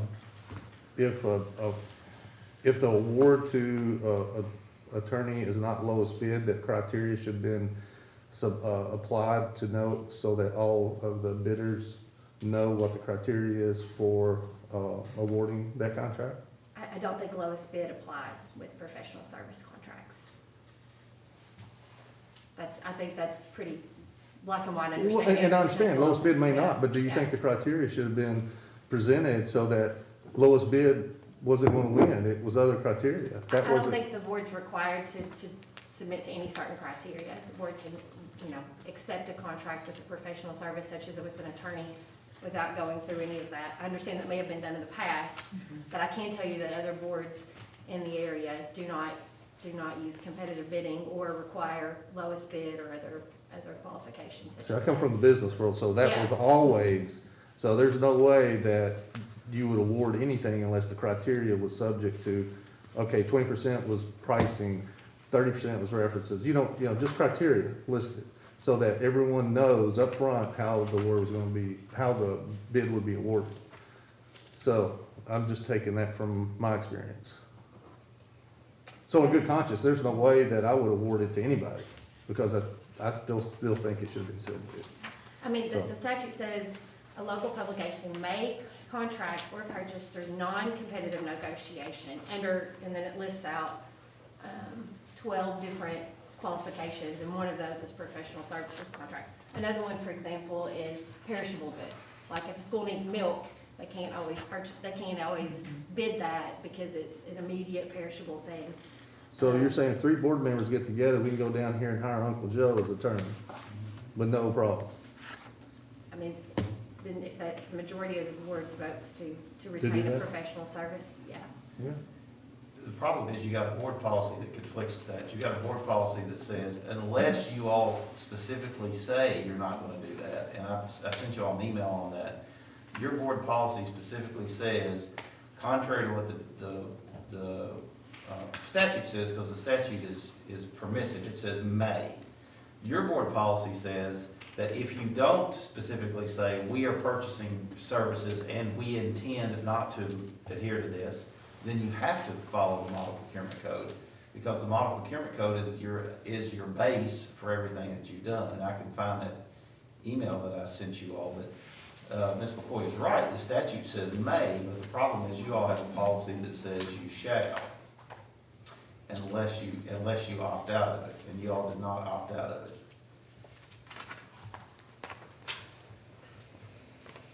So Ms. McCoy, any comment on that? I don't know exactly what policy he's referring to, but I can just tell you it's common practice in Kentucky for professional services contracts to not be subject to competitive bidding or sealed bidding procedures. And again, I think there has been a bit of misconception here that my rate is X, Mr. Thomas's rate is Y. I don't think that, we're not comparing apples to oranges when we're comparing a flat rate contract to an hourly for services rendered contract. I think that's a distinction that needs to be made.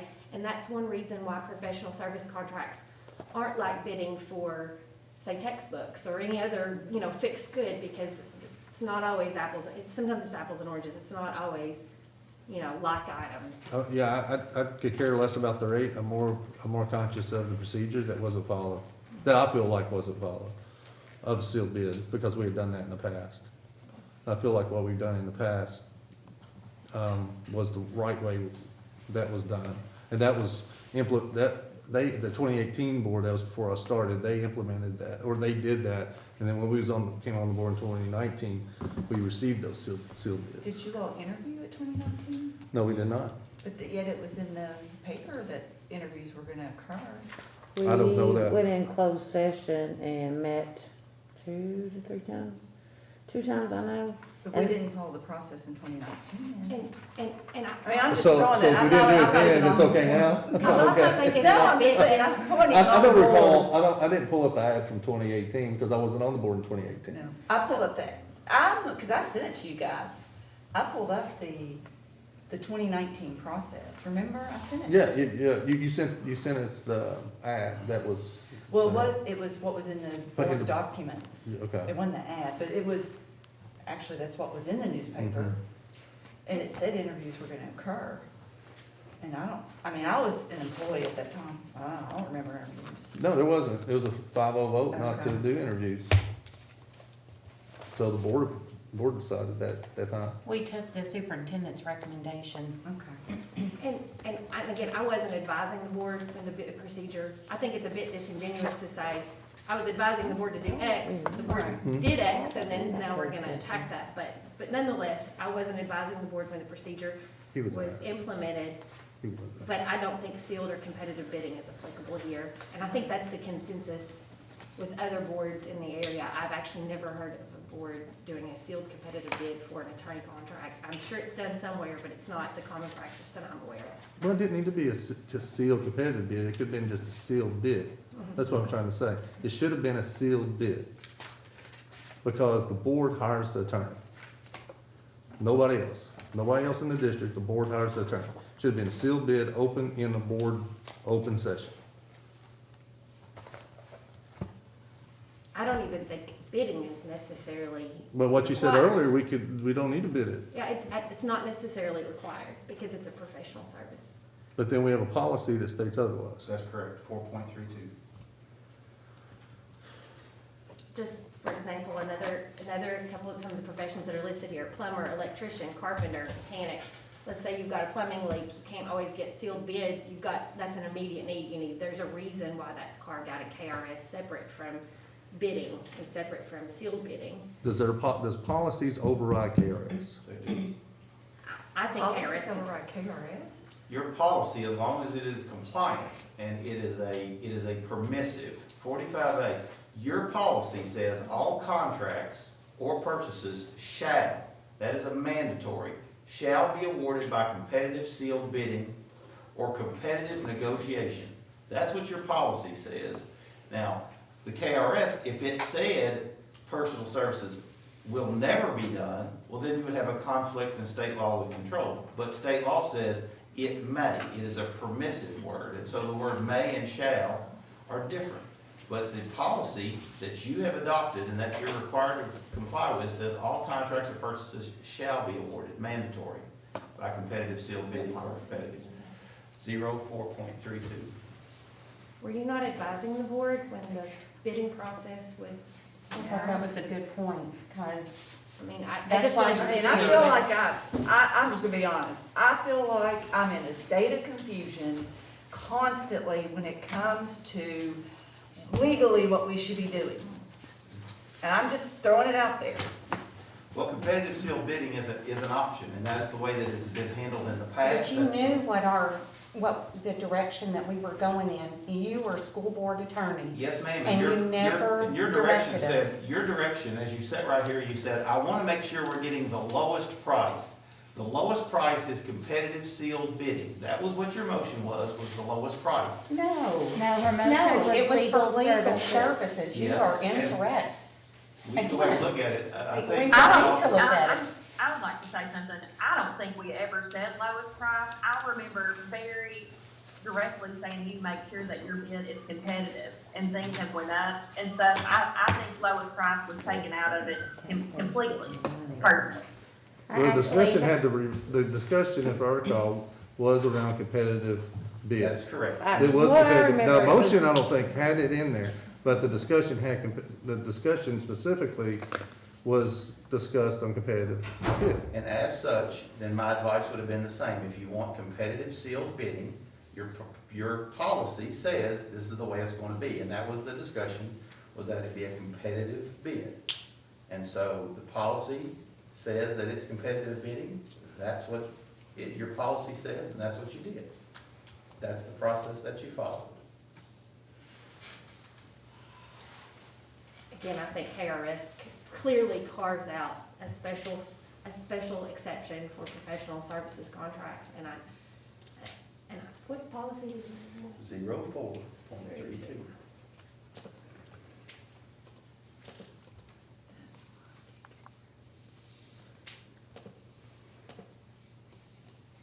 Yeah, this is specific to model procurement code purchasing. KRS specifically takes professional services contracts outside of the model procurement code purchasing. No, you just said it says that you may.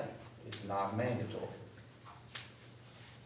Purchasing procedures shall conform to the model procurement code, which KRS clearly carves out an exception to that for professional services contracts. Again, Mr. Thomas and I clearly differ on this issue, but it's not the common practice in the state to use competitive sealed bidding for professional services contracts. I mean, that's just astonishing to think that boards would just go out and just hire anybody they want to without checking references or checking prices. They just go out and do it without some sort of process. Well, attorneys are licensed by the Kentucky Bar Association where, generally when you hire an attorney, it's not just Joe Blow on the street. It's someone who's went to law school, passed the bar, is active in good standing with the KPA, and I believe your policies require that as well. Again, I'm not trying to blame on anything. I just feel like the process wasn't followed, and I couldn't support anyone that applied because of the process, so. The Berryman guy put in what he was supposed to put in, you said. I'm sorry? You said the Berryman guy put in what he was supposed to put in. That's what you said before. Well, based upon the advertisement, it was. Yeah. Based on the advertisement, he did put in And what he actually, I said. think Mr. Thomas may have left a part of that policy out as well. It says, all contracts or purchases shall be awarded by competitive sealed bidding or competitive negotiation, both of which may include the use of reverse auction. And then here's the kicker, except as otherwise provided by law. That's what I'm thinking, you've gotta go back to KRS, we can't supersede KRS. If that's the case, well, we'll just make up our own laws. But except Right. as otherwise provided by law means, So if you that's why there's that reference exception in 2, KRS. if you go to 2 and you click on KRS 45A.345, is that what you were referencing? I was referencing 380, 45A 380. Okay, that's the references to number 2, which is otherwise, so it's wanting you to go to KRS 45A .380. I mean, I've read a lot of policies in my time. And I always would go back to the reference of the KRS, because that's the revised statute. So if I go back to 45A 380, well, it's not a live link. Will it tell me what you just read about the exceptions? I'm sorry, say that again. If you go to 380? Mm-hmm. Yes. Because I'm in model procurement code purchasing.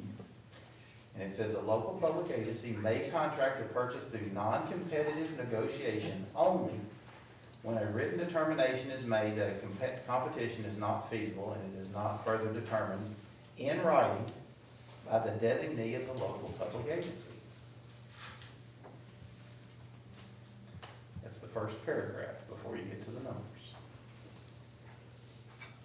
Well, I'm looking at the first, Paragraph of 45A.380. no, I'm just looking at model procurement 04.32. I'm looking at that first paragraph.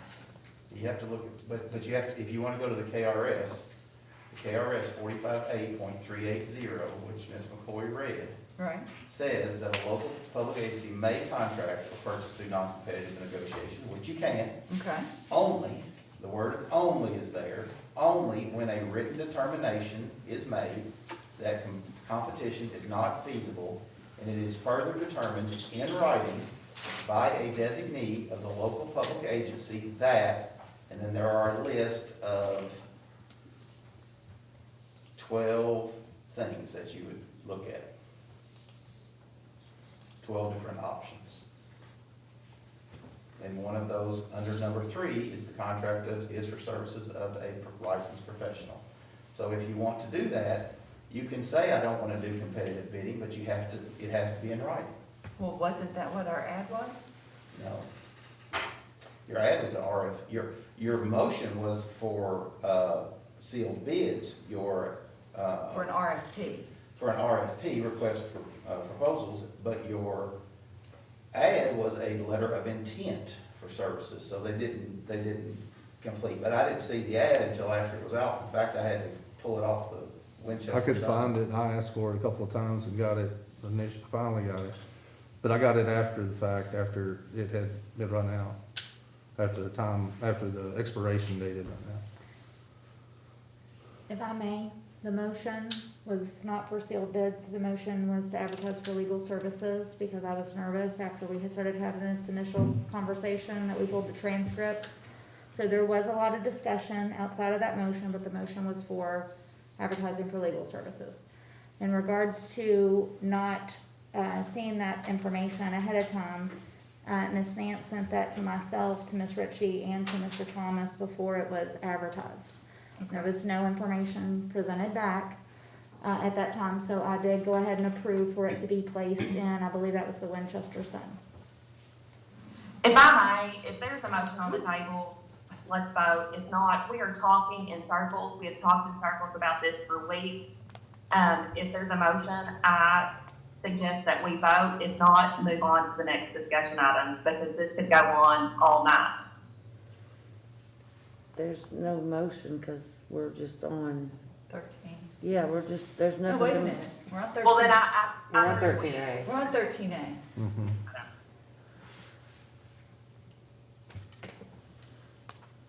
Did I not respond to your email at all? The email originally came from Ms. Nance Yeah. to you, myself, and Mr. Thomas about approving the advertisement, which is the same advertisement that was used previously to go in the paper. Since board chair, you received it, No, myself. I'm trying to make sure I and did. Mr. I'm not saying I Thomas. didn't, because that's been a while, but I don't remember what it said, but Mhm. And it was this stock advertisement that was used previously. I mean, Miss Nance doesn't make mistakes, so I'm gonna assume she said. Don't you give me the mom look. Yeah. All right, so I'm gonna make a I don't know what motion you're supposed to We be. don't have one, so I'm gonna make one. What are we doing? I'm gonna make a motion to consider, because it's 13A, and it was, I think got that agenda item approved. Consider approval to execute contract for legal services with White Peck Carrington. There's a motion on the floor. In termination of Grant No. Person? No, that's Separate, 13B. Separate, I okay. separated it. Oh, gotcha, okay. I second that motion. So motion by Considine, second by Hendricks. Did you get that on?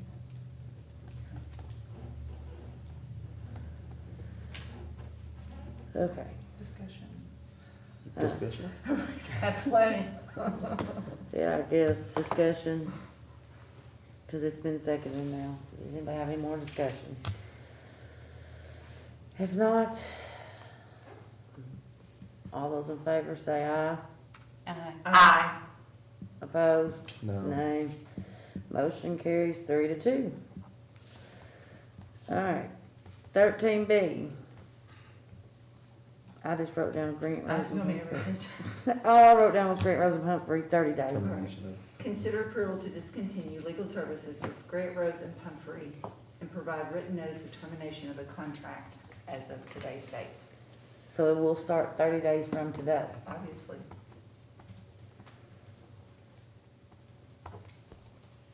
So I make a motion to consider approval to discontinue legal services with Grant Rose and Pumphrey, provide written notice of termination of the contract as of October 18th. I'll second that. Motion by Considine, second by Hendricks. All those in favor, let's make sure your date was right. All those in favor say aye. Aye. Opposed? No. Motion carries 3-2. Okay, do I have any, okay, so now we're on the consent agenda items. Is there anything anybody wants pulled off?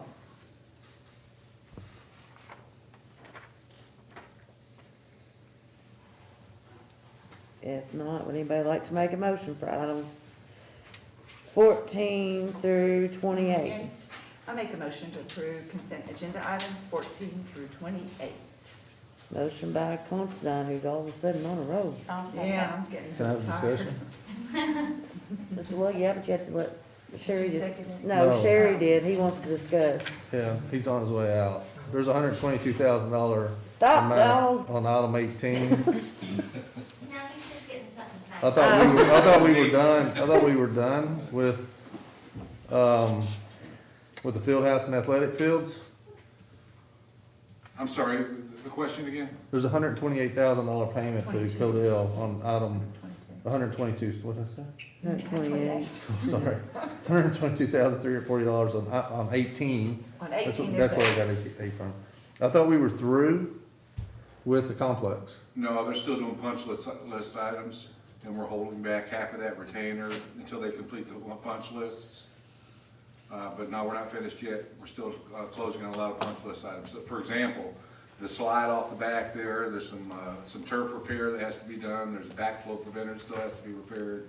So they're still working on punch list items. So why are we paying for it if they got to repair it? Well, we're still holding on half of that retention. But they've been working on some of the punch list items, but they still have a ways to go, and we're still holding back money on closing out the project. These are items that we would have had to pay for there hadn't been any issues. Okay. We would have paid for the full amount, but since there were issues, we didn't release funds to them. Was there any large amount on here? I apologize, I should know that, but was there anything that need to be pointed out of that 122,000? No. Okay. Okay, that's all I have. Okay, so we still have a motion by Considine and Richardson. All those in favor say aye. Opposed? Aye. Motion carries 5-0. Item number 29, authorize payment of salaries and accounts payable. I'll make the motion. Oh, thank you, because I lost where I was at. Motion by Richardson, I'll second. second by Considine. All those in favor say aye. Aye. Opposed? Motion carries 5-0. If Megan said aye, I don't know if she did. Megan, did you say aye? I did, yes, sorry. All right, need a motion to adjourn. I'll make the motion. Motion by Richardson, I'll second. second by Colby. All those in favor say aye. Aye. Opposed? Motion carries 5-0. Megan mumbled something. She said something. Yeah, kind of. I can imagine she said no.